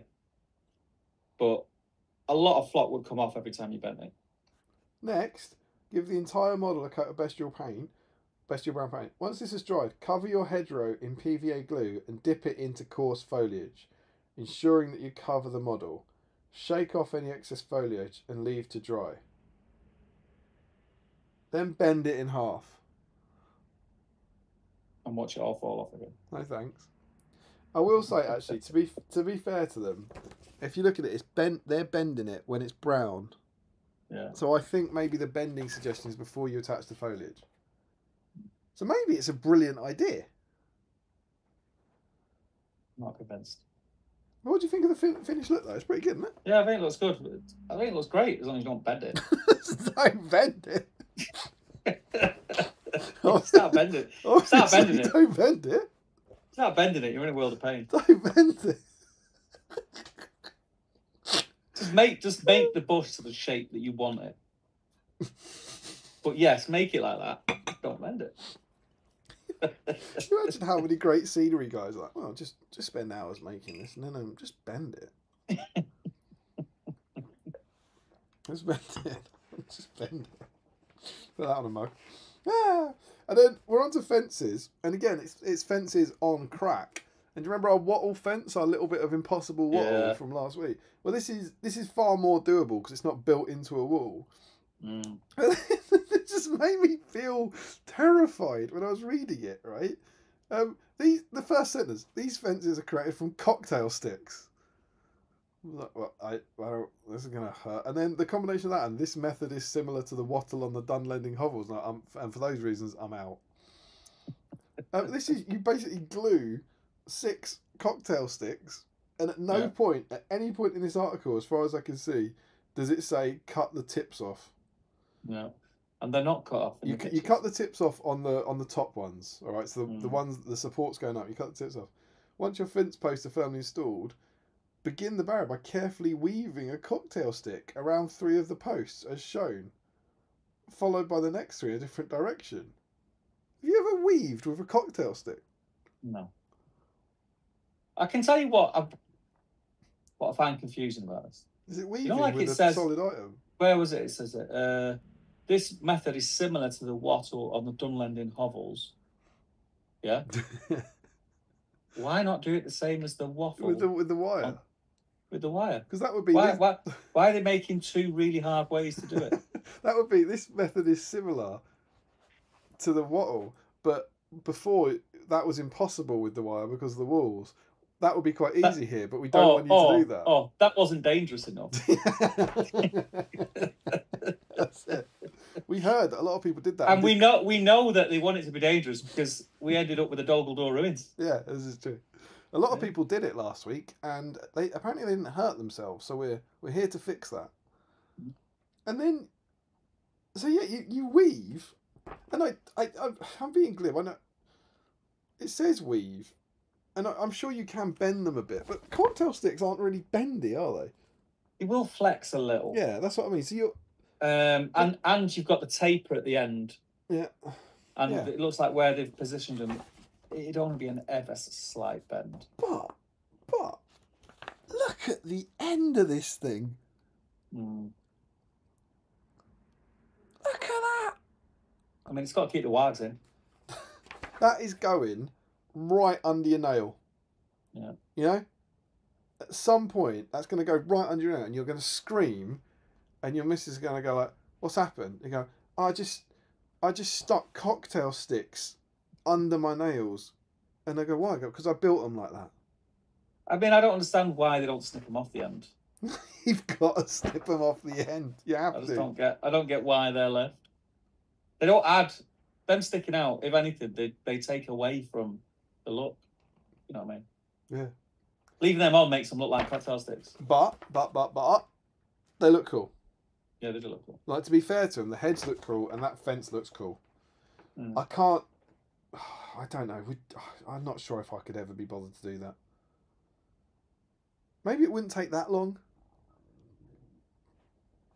Maybe it's actually quite a good way of making a wattle effect fence. You think? I just get the feeling as you did that, they would constantly be pinging off and dropping down and sliding up, and you would just get incredibly irritated. I'm trying to think what else you could use, but I really want to try and build one. Do one. I really want to try. Do it, man. But what's the best case scenario? It looks as good as it did in the magazine. Worst case scenario, it hurt me and it pissed me off. Yeah. I don't. There's nothing in that. Right? There's no point. So fancier hedges, fancier fences, and now fancier hills. So this is what we had before for a hill. Yeah, lovely. Solid hill. And now it's hard to say exactly what they've done differently, but it's putting 2 bits of polystyrene on top, gluing them together, and then kind of carving them down. Yeah, they've made them bigger and they've carved details into them. Yeah, there's a good bit about paths. Paths can be added to the size of your hill by carving a flat area heading up the side of the model at a slight angle and then sanding it down. You don't see that a lot, to be fair to them. I think that's fair, isn't it? Like homemade hills, you don't see a lot of paths kind of scored into them. No. And then adding, like, literally sticking rocks into the side of it, cover it in PVA, sprinkle fine gravel around, and then painting it. And you come up with that, which looks great, I think. Yeah, that's good. Like, these, to be fair to them, if you built that a couple of years ago, and now they're saying now glow up and build that, they are really bringing them on. Note how the path follows the contours in a realistic fashion. And then the last one is about trees. And again, they start with the trees you've already made. They look really good. Which are cool. And then this is, I think it's basically, it says, here we use the same method to create more realistic trees, simply by using finer wire and in larger quantities. And it is just the same hideously painful process of twisting wire together. Where they're doing, each bunch contains 10 strands of wire twisted together, and then you go down this route of kind of splitting them off like that. Yeah, you twist 10 strands together to create one strand, and you do that numerous times, then twist all them together to create the trunk, and then you start separating them out to create the branches. It looks amazing, but it does. Coming from someone who's tried this, it is very time consuming and very frustrating. And then I believe what we've done before is cover it in masking tape. Yeah. This time it is, you wrap the lower part of the trunk and thicker branches in masking tape to disguise the wire, then bend out the bottom branches and use plasticine or putty to fill in the gaps between the roots. And then once that's constructed, you can spend some time bending the trees into the final position. Top tip, to make it easier for you to glue the foliage clusters onto your branches, try to create flattened areas where the branch networks extend horizontally out from the tree. Tree branches grow on different levels to catch as much sunlight as possible, and mimicking this will make your tree look more natural. Then, cover the whole tree with an equal mix of PVA, water and plaster filler. While it's drying, use a knife to scrape bark texture, small vertical lines, into the surface of the tree. Once dry, paint it with yada yada yada. You can now glue your model onto a hardboard base if you wish, and add clumps of foliage onto the branches. The base can be painted and flocked in the same way as the bases of your fences. And to be fair to them, that trunk looks phenomenal. It looks absolutely brilliant. And then there's the completed thing. And I think they look great. Yeah, they look really good. I think they look really, really good. It'd be a nightmare making a lot of them, wouldn't it? Horrible, man. You'd make one, you'd do it, and you'd think, yes, I've done that. That looks class. And you'd think, right, I need another 10 of them. And you'd go, oh, I'll just buy some Citadel trees. Do you know what? I've been thinking about this a lot recently. What can I say? At some point this year, I need one tree. I need one fabulous tree. And I think I'm going to try that. Yeah. I also want to give a massive shout out to David and Keith of Endore Models, who produced this guide a few years ago. Yeah. Deciduous trees. Did you manage to pick one of these up? Yeah, I think I've got a copy of that. I picked it up at Ardicon. It's a wonderful, wonderful guide, and they've got what's great about this is they've got lots of kind of reference material in it about trees and loads of pictures of trees to give you inspiration. but they go down quite a similar kind of route as doing this sort of thing. Yeah. And I was flicking through this the other day, thinking about my tree to come, and like, I mean, look at what they end up with. Look at that. Yeah. And it just, you can do it going. I'm just whenever I'm seeing his hands, like, you know, not in gloves, I'm like, oh god, like it's gonna absolutely kill. But the thing they end up with, what's the best picture of? Maybe that one. Yeah. It looks absolutely brilliant, and then they've got lots of. I think they actually do a little bit where they glue on almost that ripped up scour, you know, not the green scour, the stuff, the micro fiber or whatever it is. Yeah. They kind of use that as a kind of body for the tree, I think, and what they end up with is something like that just, I think, looks. Is it that one? What's this one? This looks phenomenal. Yeah, it is close. So yeah, I mean, maybe it is the best way. You were banging on about like I want to say sea coral, sea foam or something for years, weren't you? What was that? Yeah. The only problem with that is it's very brittle. But yeah, it's great because it's natural. Because that's natural. That's sea foam. Sea foam, thank you. Is I'm not sure exactly what it is or where it comes from, but it's branches of a plant. So it looks completely natural. Scale wise is perfect. You stick your phlox and stuff to it to create foliage. Looks amazing, but doesn't. If you're doing a diorama, perfect. Yeah. For gaming purposes, it's not great. Yeah, it's just not durable. You can use bits of it. So if you've got like a plastic tree, it's great for, you know, tightening up your plastic trees. You like stick the branches of sea foam coming off the plastic branches because the plastic branches always come to like a weird end because the plastic can only get so thin. But again, it's just it's very brittle. I think those 6 pages of scenery are absolutely brilliant. Yeah, that was good, that bit. I think in terms of aspiration, what they do in kind of, you know, you made some crappy hills and crappy hedges. Look how much better you can make them. There's a really, you know, just that idea that suddenly you've had like 67 articles about how to make scenery, and then one article, well, here's how you make really good scenery.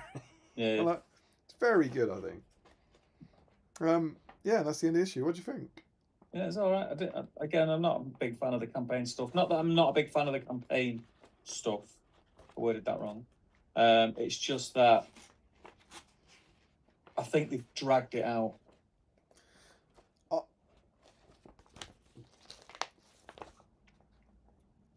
Honourable mention.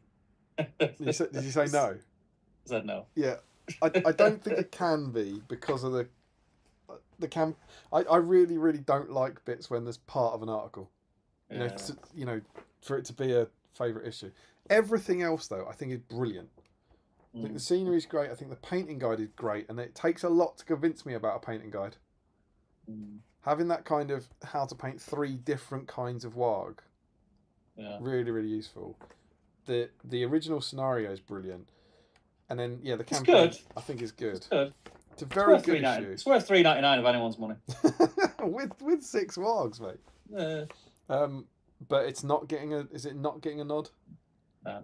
Okay, so it's not going into our list of favourite issues, but I think honourable mention for issue 68. Yeah.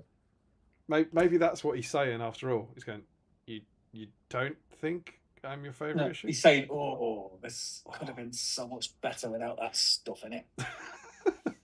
That's what he's saying. There you go, issue 68, great fun. Yeah. Do you want to catch up on the chat and then jump into the Facebook? Yeah, I'm just going to put my palette away. But remember, we haven't got the Facebook, so we're just going to go through it. Yep, that's fine. And people at home will have to just go through it at home. You say people at home like we've got a live studio audience as well. It's nearly midnight. We're going to have to shake a leg, mate. Where are we?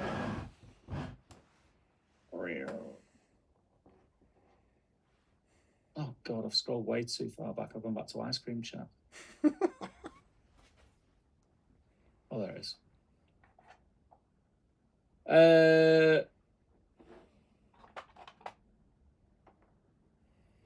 The banner says, found him in the drawer of Azogs. I don't have a drawer of Azogs. I found an Azog in my drawer. And I said, oh, that's funny. We'll just chat about it. Adam Garnett says, thought Steve was about to say, while looking for his rock hard flesh, look what I found, rock hard flesh. I wish I did, mate. Sometimes the label on rock hard flesh changes to read, so instead read Emperor's Children, says Laurie. Frederick says, he knows you are cheating but can't prove it to the TO. What's that about? He knows you're cheating but can't prove it to the He TO. knows you are cheating. Can't prove it to the TO. I don't know what that's about. Laurie says, I think it looks a bit... Ah, right, okay. Oh, it's the orc. It's the orc on the front. Yeah. I think it looks a bit like his opponent has just said 6 inches was looking a little generous.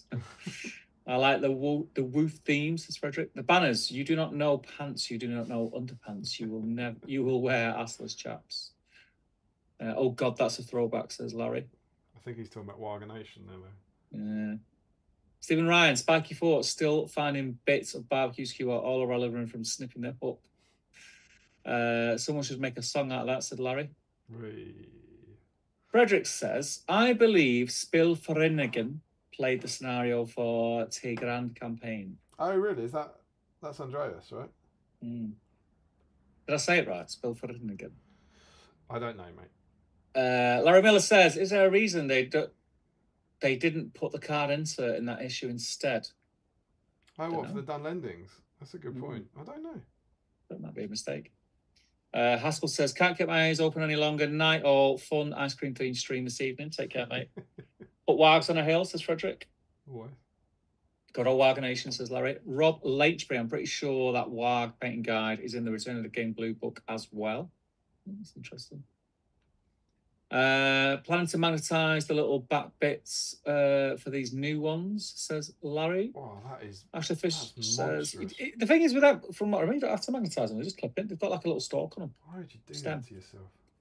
Ashley Fisher says, I always loved the terrain guide. When I got back into Dobby a few years ago and thought about some starter terrain, I remembered this and came back to it. I'll post some pics of hedgerows in the whip thread. Oh, do. It's awesome. Sounds like a win-win to me, Damien, says Larry. Which bit? Remco says, you changed Bilbo to Warg. Good update. What's that to do with? Changed Bilbo to Warg? What does that mean? Wonder if that orc is playing SBG and he's assless chap, says Larry. I was talking about James Braun's bonus 100 points. Ah, okay. Going to have to call it there, says Ryan Cuthbert. Cheers for another great stream. Oh, he's not there to cheer on his dice. You're welcome, mate. That is it. That is it. That didn't take long. I'm going to head over to Facebook and we can go through. So remember, guys, tonight, due to our ongoing technical difficulties, we don't have Facebook Cam for you.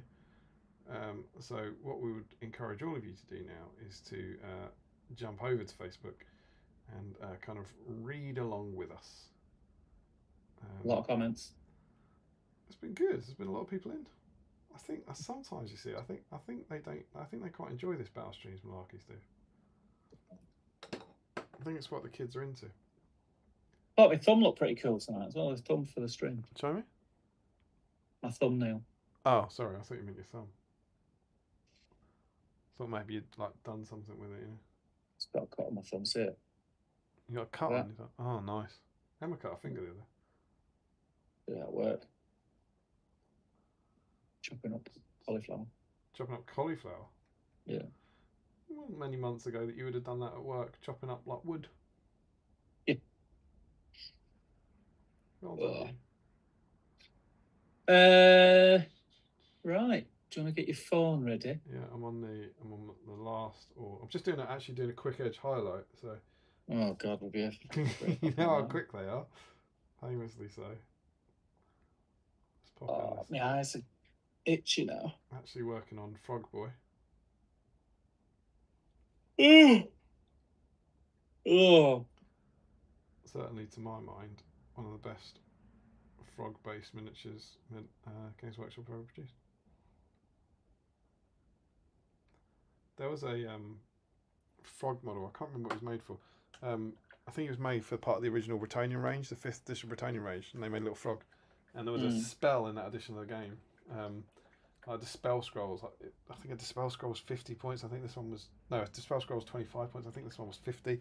And I think it was as simple that if you targeted the wizard and they used this scroll, the enemy wizard got turned into a frog. And it was like, I can't... I mean, it just sounds... I remember it being terrifying.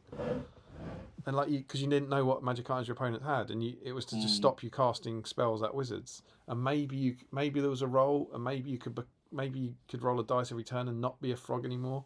But I remember it being an absolutely horrifying thing to come up against, because you really did not want you didn't want to have Nagash turn into a frog. No, that's the last thing. It was bad. It was not what you wanted. Do you want to take names and I'll read through? I'm just finding it on my phone. I don't know why I'm finding it on my phone, because I don't need it on my phone. I need it on here. So you might. This is the top part of the stream where you might see pictures kind of flashing off. Oh my goodness! I've got a DM. Oh. The GT ticket has gone. To. You got a guess? I mean, how can I guess? I think you could guess. Can't guess. Thomas Mather. No. Come on. I mean, it's got to be someone in the fucking stream, doesn't it? Larry Miller. There you go. Do you see? Hey. Do you see? Everyone, congratulations. Larry's won the GT ticket today. Well done, Larry. To be absolutely clear, you have to pay. Larry Miller's going to the GT. What a time to be alive. Good man. I shall see you in the Holiday Inn bar, my friend. I love your stories in the Holiday Inn bar. I have the thread open. We are on Warg week. Let's get stuck in. So remember, guys, play along at home. Have a look at what everyone's working on, and let's have some fun. Yay. So first off, we have Mr. Joe Holzman with some beautiful metal Warg riders. Lovely, lovely, lovely stuff. Classic Joe getting in early. Yeah. Mark Greentree painting Azog's Warg. That's a lovely collection of minis in the background. I think you'll find that is Gothmog's Warg. Gothmog, what did I say? Azog. What did I? I'm very tired now. Oh, look at this from Harrison. Adam Harrison. Warg Marauder Gobo. I didn't think of a Warg Marauder, you know. So cool. Oh, Jens is doing some old world stuff. Mm. Very cool. Look at all them screws. Need a lot of models play the old world. Double. On theme. Lovely. Looks like he's assembling some plastic Warg Riders. On theme for next week as well. Yeah. Are they old Warg Riders, Michael? Have they been languishing in a BSIME style? Basing this almost finished Warg tonight, says Julian. Glad to keep Gothmog as well. Also, that's beautiful, mate. Oh, looks lovely as ever, doesn't it? I love your blacks, Julian. You just pop. Very cool. It's doing that thing where when you... It's annoying, isn't it? Richard Clammer says, despite being in Paris and only finding out the stream was going to be on late last night, I've managed to get the only Wargs. I was going to stop you there, David. Yeah. Looking at our picture. I'm not going to click on it. What's our picture? I don't understand. Is that a table next to a bed? Oh, in this picture, in Richard's picture, that is a table next to a bed. Yeah. Mm. Your wife is going to hate us. What a night though. Despite being in Paris and only finding out the stream was going to be on late last night, I've managed to get the only Wargs Warhammer Paris had to offer, the Mordor Battle Host. Unfortunately, no nachos for me, but tangy cheese Doritos and the closest substitutes are all good. So not only are you ignoring your wife, not only are you ignoring your wife in a hotel in Paris, you are eating cheesy Doritos. And he's got look at the hammer it home. Look at the reading material. He's got that is 3 copies of SBG. He's brought that for a weekend. 3 copies of SBG, some nacho cheese Doritos, and a Mordor Battle Host, and some chewing gum, just to make sure things stay on track. Cheesy to smell. Richard, huge kudos, man. That is props. Man. I love that you have done that. Yeah. It's one of my favourite That's instantly one Mrs. of my Clammer favourite doesn't, battle but we stream do. stories we've ever had. I love it. It's gonna He go has down made in some the, progress. Because he hasn't got supplies. Look, he's got a Swiss card. I've got one of them. And he's used the knife from the Swiss card to cut one off the sprue. And he doesn't even have any glue, and he's pushed. Oh, he deserves to win tonight. Yeah. That's outstanding. He'll Because be he's up for it, already doesn't he? lost, other bits, hasn't he? Let's be honest. Oh, well done, my friend. Well done. Haskell's next. The pictures. Had these for a while, so thought I'd give them a bit of love, despite being on the receiving end of a couple times. Oh, he's got more orders as well. One of it. Oh, look at the coaster! Have I got that? I've got one of them around. You know what that coaster is? I'm not clicking it. I'm not clicking on it. So the coaster under the bottle of wine, don't know where mine is a coaster for SBG issue 7. What is it? Yeah, Tim Croft made them. It's the Stone Giants. Oh. I'm sure it is. That's outstanding. Cool. So yeah, he's got Very more cool. orders. And he has... This is such a wretched feature. Bit of a room reorg. I'm not clicking on it. He says, bit of a room reorg going on right now at home. My paint station stuff is temporarily unavailable. Only going to be able to clip and clean this evening and glue another time. It's fine cost though, so that will take a bit longer. It's taken me 90 minutes to do one, so I might leave the second for another night. Getting too tired to take the requisite care needed when dealing with fine cast. Wine won't have helped, of course. No. Sorry, work, my friend. Solid work, mate. Ethan Walker. Yep. Looks lovely, mate. I just love those scoops.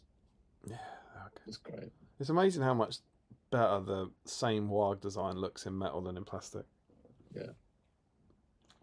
Scott Newman, Wargs everywhere tonight. Good to see, mate. Good to see. So there's a lot of Wargs. Some update pics. And a Chieftain as well. Very nice. Finished all these Wargs tonight. Just the Chieftain to do now. And some flocking. Wow, he's done, I think he's done 8 Wargs tonight. That's the Chieftain finished. What a night. What a night indeed. What a time to be alive. All done and base. 105 models painted this month on an absolute hobby roll this month. 105 models. I think if all goes well, I will have painted 17 this month, and that's phenomenal for me. Tom Christian, Classic Metal Warg Riders, good man. And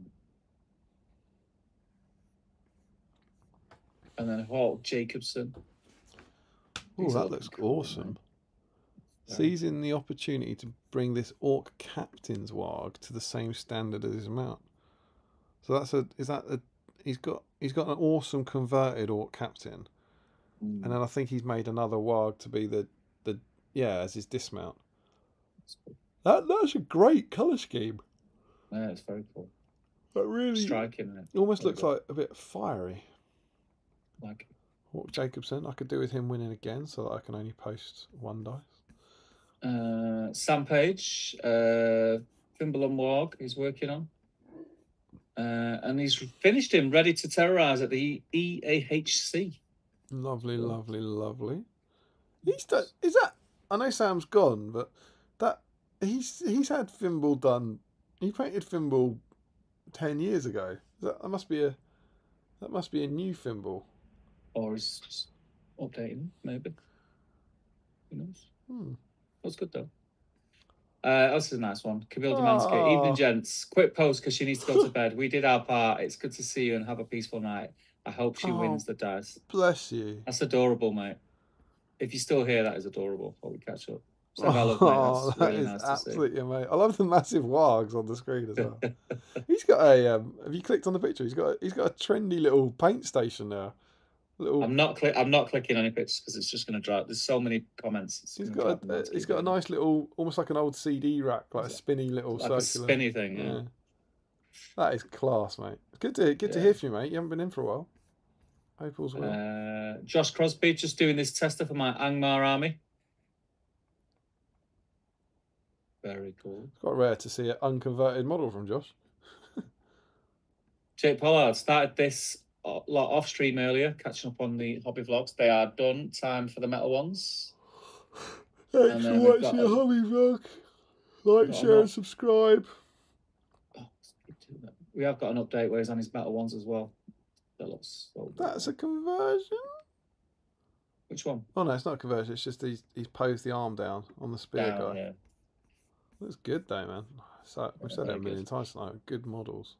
Oh, we've got a dice roll from Stephen Ryan. Oh, you love to see it. If I click this, is it going to send me back to the top? No. No, it doesn't. Right. Hey! Oh, I can't believe it. I cannot believe it. Good thumbs up at the end for Ryan. Just in case, for anyone who's not following along, that's Ryan, Stephen, throwing his first black dice roll that he won on a previous stream, and it came up with a 6, as they always do. He says, contrast painted Wargs and Riders, another Christmas present paid thanks to BSIME. You're most welcome, mate. Thanks for legend. Rory Campbell, Warg Attack Hammer for dinner. Too soon. And we got an update as well. Looking good, buddy. It's just so good, them sculpts, man. I know I keep saying it, but just so good. I know. They are. Just wish there was more. Yeah. James Wilson, this guy's been in the backlog for a while. Let's get him done. Do you know what? Just on wish there was more. Like, it's not impossible. I don't know if you've been following any of the world stuff, but some of the models they brought back, I think it's Lewis Collins who sculpts Middle Earth. They brought back the Carrion, and he sculpted a new one. So because of the unit size, so there were 2 sculpted, and Lewis has sculpted like a 3rd one in the style of the old ones. Yeah. So I'm not saying they'd be top of the list, but as and when these might come back, it's something that I guess that team are looking at. They go, well, why don't you sculpt another 3 in this style? So dare to dream. It would be cool. I thought that was a really, really cool thing that I've really not heard of Games Workshop doing that sort of stuff before. Have you added James Wilson? Yep, with Metal Warg. Metal Warg's getting a lot of love tonight. Yeah. Stuart McLean, Warg Chieftain getting built and primed tonight. Oh, is that He's got Milky Bar Gold. Yeah, He's got a Yorkie Orange, the cheeky bastard. Is that our first Warg Chieftain, I think? I think so, yeah. Perfect time to open up a recent present, says Matt Baker. Oh, cool. Good to see. He's got he's got mixed in with the metals. You love it. He's got what? He's got the plastics mixed in with the metals. Oh, I see. Yeah, in the comment. Frederick Schultz looks like Wargs are back on the menu. Woof woof. What's this snacks and knoppers. That looks like a white Kit Kat. And they've got thin some Coke converted dismounts, and a massive Santa. Awesome. Tis the season. Very good, mate. Always very good work from you, Frederick. That's off to you, mate.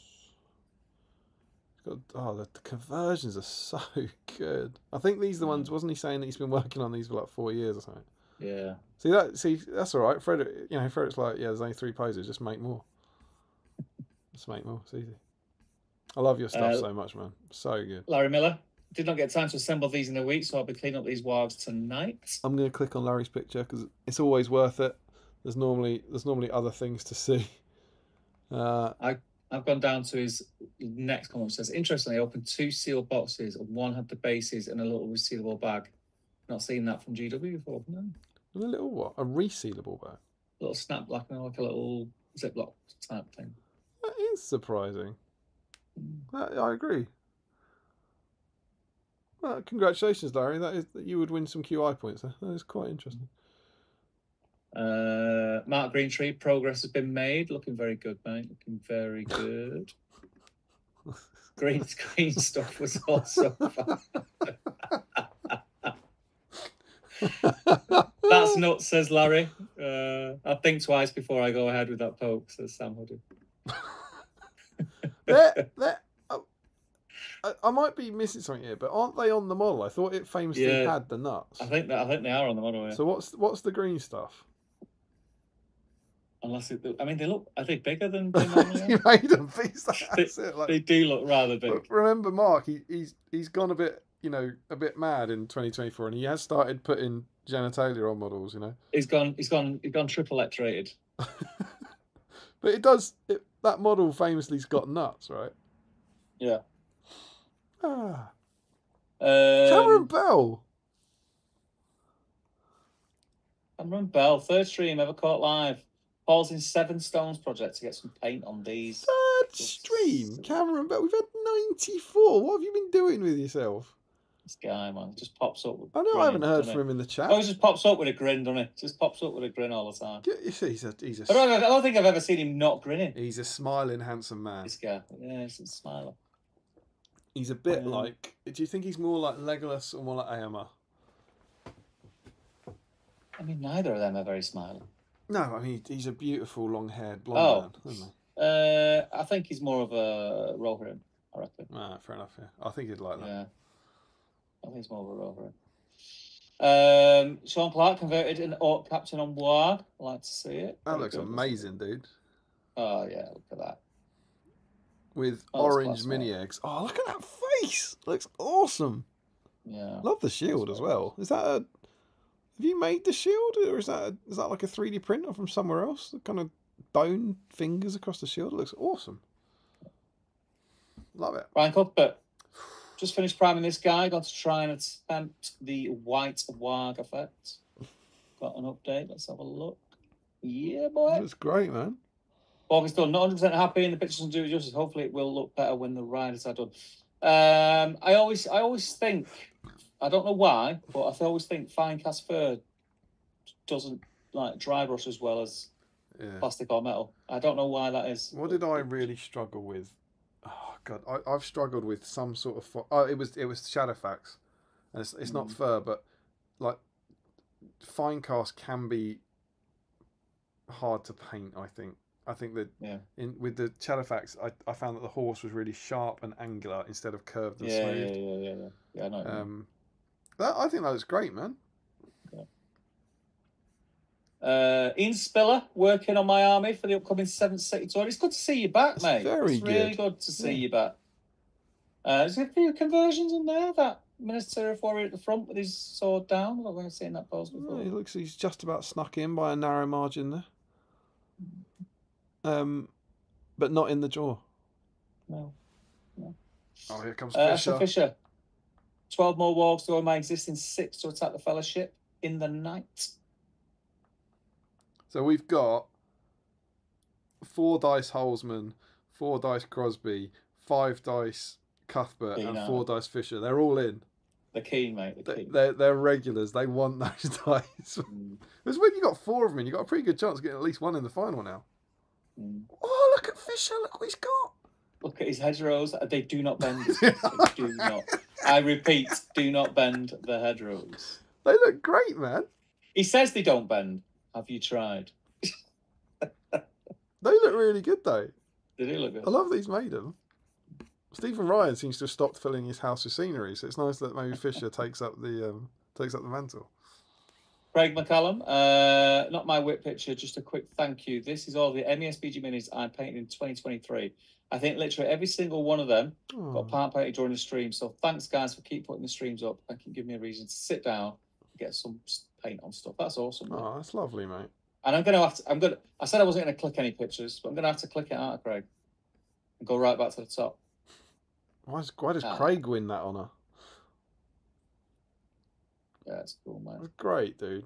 It's good to see stuff like that. I do not take it for granted. That really warms my heart when people say stuff like that. That's just awesome. Yes. And then he's got just give me 10 minutes while I scroll. Yeah, while you scroll down, he's got an actual wick picture where he says no Wargs, but doing some more Moranas. He's got about 6 Moranas that he's working on. Not a long painting session tonight. Finishing up here, got some red on them. You got red on you. Well done, man. Thank you. Thank you for taking the time to write that. It really does mean a lot. Oh, Sam Earnshaw, building and gap filling, wretched job. It is the worst bit of it. All clip now, says Larry. Rob Lynchby, tonight's finishing up Gothmog on Dog, Warg. Very cool. I love that new sculpt. I don't think we've got Rob in yet. I'm not going to clip the picture, Rob. The second picture. I don't know what it is. And my eyes are goosed. Oh, I'll click on it. It is. Oh, it's his. Oh, you remember he said he was going to put his orc colour schemes in. Oh, right. Okay. So he's got like orc flesh. He's got yellow, green, red, pale, blue, and then he's got basically the 4 stages for each of them. So like his blue is the Fang, Drakenhof Nightshade, Rust Grey, and Fenrisian Grey. So there's a really handy little guide there for anyone who wants to paint some cool orc flesh. So what, I'm going to grab that because I might do my next batch of orcs in different colours, and maybe I will follow his guide for that. Do it. Thank you very much, dude. Crispin Fairbrother. Painting Wargs in my motorhome in Spain. Lucky for me, I had them in my hobby box. Good man. Have we ever had a hobbyist? Have we ever had someone in the stream in Spain? I don't know. I mean, the thing is, we've got lots of international people, right? So it's probably not as big a deal as we think it is. But I don't think we've ever had this many Brits in different countries. Yeah. France, Spain, Matt Hudson. I painted up all my Warg stuff recently. Gothmog, Azog, Riders. So poor planning. So it's a bit of a cop-out as I'm highlighting the Wargs on Marauders. I didn't finish with me up last year. Or is that exactly BSIME? Hey, mate, it counts. I think it's exactly BSIME. I don't think that's a cop-out. I love that. So Larry is confirming it was 500 grams. It was half a kilo.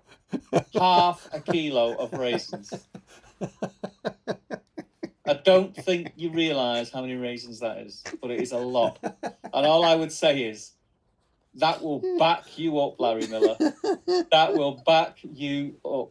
I've got my kids love, particularly the little one, loves raisins, like a packet of raisins in the little cardboard box. Yeah, if you ever need to like kind of shut her up, like through a show, or if Charlotte's doing her assemblies, and she's getting a bit twitchy, give her a box of raisins.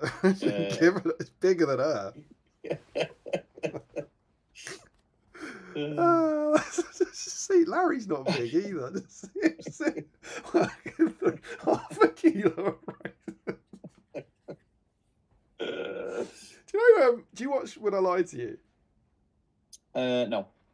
Do you really I don't watch a lot of TV. I don't watch a lot of TV. You know the concept. I mean, I can't watch TV now. My TV's broke. Fell off the flipping wall last night. You know the concept though, right?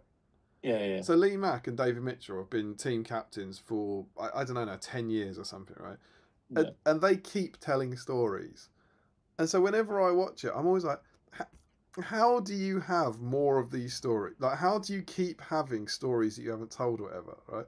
And that's a bit how I feel about Larry.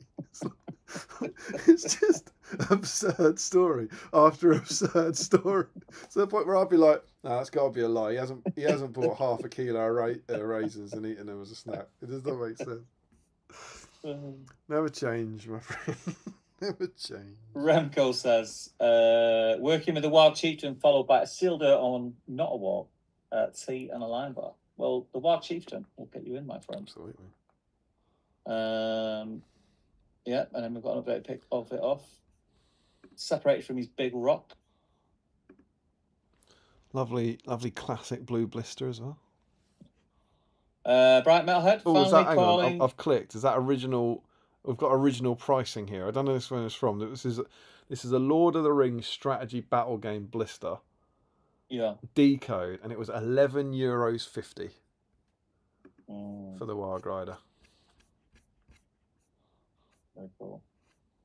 Brian's finally calling some of the oldest models I own finished. Best fur I've done so far.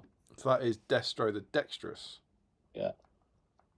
Deployable workstation. I also recycled toothpicks to pull paint from the pots instead of ruining brushes to do so. Mate, you're doing it wrong. You use toothpicks to build fences. Build fences with them, mate. That's good though, mate. Some of the oldest models maybe bought them when they first came out or something. For me, just chipping away at 7 Stars project, managed to finish building the last of the basic warriors and just 9 of 27 left to throw together. More green stuff has been ordered, says Sam Buddy. Oh, it's exciting. A couple of people already working on the 7 Stay stuff. It's cool. And then all assembled, says Larry. Good man. I'm at the bottom, so I'm going to refresh.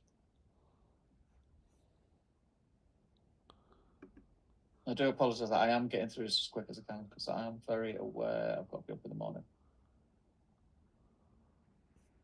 Oh, I am very tired, to be fair. Oh, for flip's sake. Why does it do that? Comments. I like your impression of Facebook. Comments. I think there are more, you know. And then we've got a late arrival, Alexi James, who is in with a couple of updates. Should say the arm was repaired and the model spray green stuff done ahead of the stream. Mate, you're working on him. You're in. Yeah, he's all right. Alexi James, is that a new name? I think that's a new name, yeah. Well, sneaking in at the end. Imagine if they won. Oh, yeah. And that's it. Thank you, everybody, for joining in. It's a good week, you know. It's been a busy whip thread, which is really nice to see. I hope you've enjoyed it. Everybody's got wargs, haven't they? Yeah. Of some shape or form. I've just realised, like me sitting back, I look like I'm falling asleep. Sit up for this, the most important part of the stream. We've still got 25 of you with us. Lovely to have you all in for the thrilling denouement. Steve, again, it absolutely blows my mind that felt like an incredibly good week, participatory week, right? And we have got let me have a look. Oh no, we beat this one on the 5th of December, but it's the highest for 4 streams. Yeah. It's 33 entries. Well done, everyone. Well done, you lot. Well done. 33 people around the world painting wargs together. And our record with Aragorn was 51. That's a lot of people to get painting the same thing, and we're still nearly 20 off the record. I know. Such was the power of Aragorn. Of course, the other thing being it is a Sunday night, so I think potentially less people come in. But let's not take it for granted. Having 33 people all painting the same thing is just awesome. Just awesome. Well, before we jump into the while you're working out the dice you need and breaking it into groups, I'm just going to catch up on the chat quickly. Love it. Do it. Just so we're up to date with then, you know. Mm-hmm. So, Larry Miller, the win was Damien's best case, worst case down for Cocktail Stick Fence. It says Warg on the stream banner now instead of Bilbo on last stream Damien hosted. I know, right? Crazy stuff. Right? Smashed it, mate. Not my first radio. Sean Clark, Shield is off the new plastic ghouls that recently came out. What was that? Sorry? It's on his conversion. Oh, the shit. Oh, got you. Okay.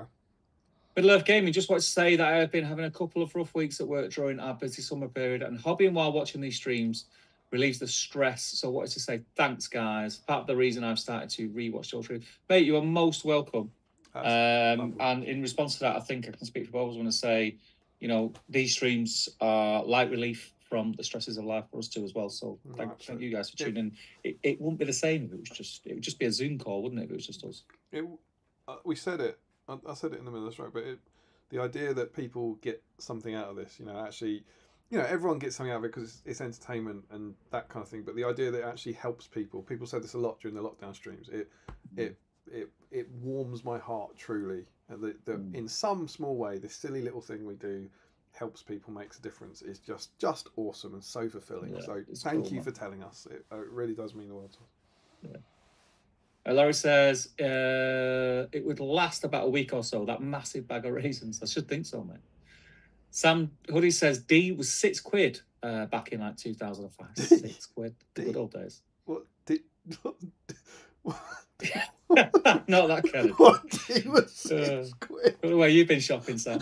I maybe was a paint to theme in a few weeks as some of the Seven Stones project will fit. Oh, I love it.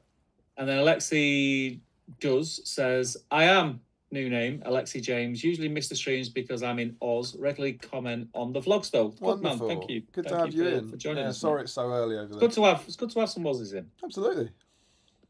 Sam says Merry and Pippin could be the ones to beat Aragorn. Possibly. Mail, says Remco. Have you checked the mail? There isn't any. Checked it. And Sean Clark says, I do miss the Friday night streams, but assume life is busy. Yeah, it's Fridays are difficult for me. It's his fault. He's like a teenager. He works on a Friday night. Yes, madness. Post Team Spirit, I know how to shop around. I bet you do, mate. I bet you do. Well, that fella back there said he'd do it for 6.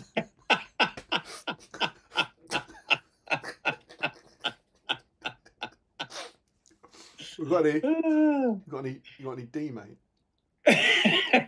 how much you got, Sam? £6. £6, mate. It's not the D you're going to want for £6. You're going to need gloves. Benji's just said it's 11:30 a.m. at the moment. I've got the whole day ahead, which is it's great. By the time it ends, I think it's quite a human time. And I'll tell you what, actually, they're struggling to watch this. I adore tennis. Tennis is my favourite sport, and the Aussie Open's on at the moment. So I'm waking up most mornings. It starts at about 2 a.m. our time, and so I'm waking up early most mornings and then watching it for a couple of hours. So yeah, I don't know. I'm enjoying the Aussie Open. I'm enjoying Melbourne. Time differences are fun. Josh Crosby has said, "Has Seven Stones been announced?" Then it's been announced in the sense that it's on the GBHL calendar. Tickets aren't on sale yet, but I think a lot of regulars are preparing their stuff because they're putting a lot of effort. What date is it this year? Yes. 26th and 27th of May, maybe. 20. So yeah, it's the Saturday 25th, Sunday 26th, and Monday 27th. So the tournaments are 26th and 27th. Yeah. But no, tickets aren't on sale yet. Sam says you get what you pay for as well. Definitely true with that, mate. All right, so I just need to adjust these now to go instead of go to 10 because we've got 33, which is perfect. Thank you all. Thank you for not having a 24th. So that must be 22. Cool. So I got a D12. Yeah. So we've got 3 rounds. Is Eminem in there? It's great. Strong D12 joke. He's not in there anymore, is he? There'll be kids in the chat who have no clue what I'm talking about. What's an Eminem?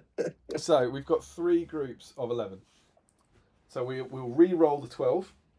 Yeah. Always good when you get a kind of dramatic re-roll. And also, I know this is going to sound stupid and it might ruin everything, but I think I found there's a bit of a slope on this dice tray. The dice always seems to come forward, so I'm just going to try and slide it. Got a utterly random Blink-182 quality album. Let's see if I just tip this under here. Oh, that's weird. I honestly, looking at the image, I thought the slope was the other way. I'm just gonna see. I'm gonna do I'm gonna try a dice roll. Yeah, I think that is landing a bit further back. It's still going off that way. So maybe we need to. That feels a bit better. Look at this bad boy. This rolls all the numbers. There it is. So this is what you're playing for. The black Battle Streams Middle Earth dice. Yeah, man. So we'll get 3 finalists. Yeah. Right, so the first group: Joe Holzman, Mark Greentree, Adam Harrison, Michael Dublé, Julian Hammond, Richard Clammer, Michael Haskell, Ethan Walker, Scott Newman, Tom Christian, and Hawk Jacobson. 1 to 11, re-rolling 12s. Are we ready? Yeah, mate, I'm ready. Yeah. What's happened to that? They only ever roll 6s. That should be there. Here we go. It's a 6. That's Richard Clammer. It's Clammer. It's like it's been written in the stars. He's gone and made it. From Sweet Parry. I cannot tell you how much I want him to win this. Right, the second group: Sam Page, Camille Demansky, Joshua Crosby, Jake Pollard, Stephen Ryan, Rory Campbell, James Wilson, Stuart McLean, Matt Baker, Frederick Schultz, and Larry Miller. So 4 dice Crosby is on here. Yeah. Crosby's on 3. Oh, it's a 4. Crosby's so just close. Missed out. So close. It's Jake Pollard. Pollard makes it into the final. And our final group of 11, we have Cameron Bell, Sean Clark, Ryan Cuthbert, Ashley Fisher. Ryan Cuthbert and Ashley Fisher next to each other. Sam Earnshaw, Rob Lynchbury, Crispin Farbrother, Matt Hudson, Remco Keekstra, Bryant Metalhead, and Alicia James. I think that's Alexia James. I think there's been an auto. I've just seen in the chat, Sam Hoddy says, "Quick, Richard, wake up the wife. She'll want to see." Agree. 100% imagine? Agree. So it's 3 and 4 for Ryan and Ashley. Colours is on a 3 again, just like Crosby. Oh, it's Fisher. It's Fisher. 4 dice Fisher is into the final. Oh my god! Unbelievable scenes in the draw. So let's go and see what we're playing for. Who was it? Clammer. Clammer, who didn't Clammer, wasn't I think, isn't he after his first one? Because he was in the. I want to say he was in the final last week and he didn't. Do you remember? So I think Clamor was in the final in the last one and didn't get through. He's never won a dice. Jake Pollard has never won a dice, and of course, Clamor Pollard, Fisher, yeah. And of course, Ashley Fisher has won 4 dice. So Ashley is going for joining 5 dice covers. Yeah, but he's going into this final with the experience. He's got the advantage, I think. With the greatest respect to Ashley, I love him. He lives near me. Yeah. He knows a great ice cream parlour. Tonight, no one wants him to win that. No, because everyone's Cuthers won't want him to win it because he'll tie with him. Holzman and Crosby won't want him to win it because he'll get ahead. Everyone else won't want him to win it because he's like, oh, he's got enough dice. I'm backing Clamor tonight. Pollard. Sorry, Jake. Well, exactly. Jake Pollard, completely unknown quantity here. Yeah, I've got to put my money on. You just hope the fairy tale comes true. You just got to hope it. Right. So we have Richard on a 1. We have Jake Pollard on a 2. And we have Ashley Fisher on a 3. As ever, it will be the first to 3 points. Over to you, Steve. Go for it. Oh, God. It's the big game play. It's the big game play. 0-0-1. He hasn't won 4 dice by luck. No. Some people would say that's exactly how he's won 4 dice, but can it possibly be luck when you're winning 4 or 5 dice? I don't think so. There's got to be skill in it. Go for it. Oh, Fisher. Oh, Fisher. He cares. Come on, noobs. Come on, you nothing noobs. For the hopes and dreams. Surely. It's a long way back for the others. If you could stop rolling a 3 now, Damien. It's your fault. You're telling me when to do it. Go on. It doesn't count. It doesn't count. And look. It's a 1.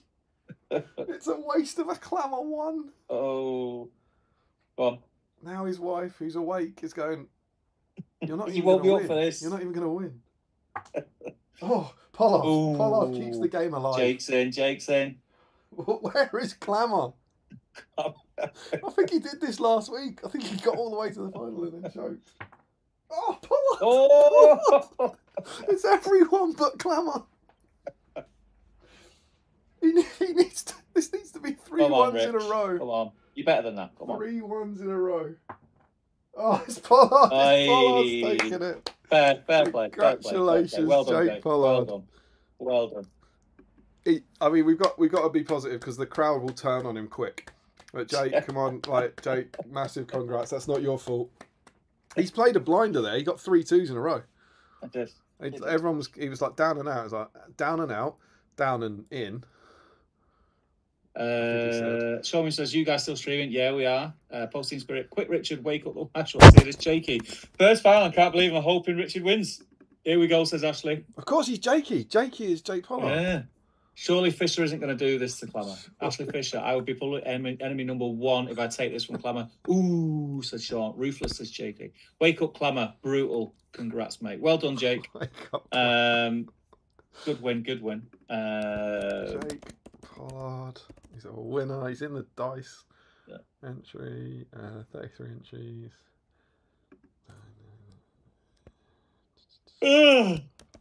That is out. I mean, I'm gutted. No, sorry, Jake. I'm happy for you, but I am gutted given that Richard Clamor is in Paris. I went to Warhammer, the Warhammer shop in Paris, whilst away on a romantic weekend with his wife. Bend off his wife. And brought back a battle host. It just seemed written in the stars, you know. But you know, if anything, this shows we are legitimate. We don't just deal in fairy tales here at Battle Streets of Middle Earth. No. Realists, mate. Realists. We are realists. Happy for Pollard, and of course Crosby, Holzman, and Cuthers will be thrilled. Yeah. That the top of the table has. I like Jakey saying ruthless. Brutal. Congrats, mate. Just get good Clamor. So Stuart, I think that is 2 in a row. You know, we got to the final. Jakey says, "Cheers, lads. Richard deserved it." Lots of congrats. Ashley Fisher, congratulations, Jake. Game got appreciate game. And that, my dear friends, brings to a close another episode of Battle Streams in Middle Earth. Should we have a brief look ahead? Yeah. Coming in our next gaming pack, the Rohirrim defend their lands against Isengard. The Two Towers campaign concludes with the Siege of Helm's Deep. Yeah. A Rohan baggage train comes under attack from marauding Warg Riders. That sounds cool. Paint your new plastic Warg Riders for your Wargs. Build a Rohan baggage train. It's going to be handy. And you get 6 plastic Warg Riders. The last 4 bullet points just seem like all the same words, just rearranged a bunch of times. You consider having a baggage train to be attacked by Warg Riders, and you could use your Warg Riders that you assembled to build your baggage train and attack it with Warg Riders for your baggage train. And we get this. I might be wrong here. We'll have to see. But is that a drawing? I just wonder. Looks like a painting, doesn't it? I wonder if are we going to get our first illustrated cover? I don't know. It does look like a painting. Have to wait. So we said Evil Cavalry. There was a talk for Plastic Warrior, but I don't think we were swayed by Plastic Warrior, were we? Plastic Orc, I think. No, I think stick with Evil Clav. That's where I'll go. So the theme for the next issue is Evil Cavalry. Which allows you to paint Warg Riders, of course. Which I'll forget. Yeah, of course. But maybe get some Black Numenorians in there as well. That'd be cool. Some Easterlings, some Canned. Might be quite good fun. But yeah. And obviously to be super on theme, and maybe sometimes when you're super on theme, the dice kind of believe in you. It would be Warg Riders. Yeah. But yeah, I'm looking forward to getting stuck into that. It's not next weekend. Next weekend, SBG photo shoot. I'll be very excited coming back after this. Whole load of photos. We'll work out the dates. Again, we're still kind of in that phase where we've got to play it by ear and see what's available when we're both available and go with that. But yeah, it definitely will be next week. I've got a feeling. Just a quick check. Sam saying that cover of Saruman looks like he's just lost the 5th priority role in a row. That's a joke like for next time. It looks like everyone's backing him to win a dice and he lost. That's clamour. That is clamour tonight. It won't be the weekend after either. So it'll either be the following weekend after that. In fact, that's going to be Valentine's weekend. Perfect for a stream. So it might be a midweek stream. Might be a midweek one coming. Yeah, it might be a midweek stream. Got 3 nights worth of Valentine's Day action planned, it seems. Yeah. I mean, if Clemmer can do it. Clemmer won't be asked about Valentine's. I am gutted for Clemmer. I am gutted. He's not asked about Valentine's. He's like, why would you not stream on the 14th? Don't get it.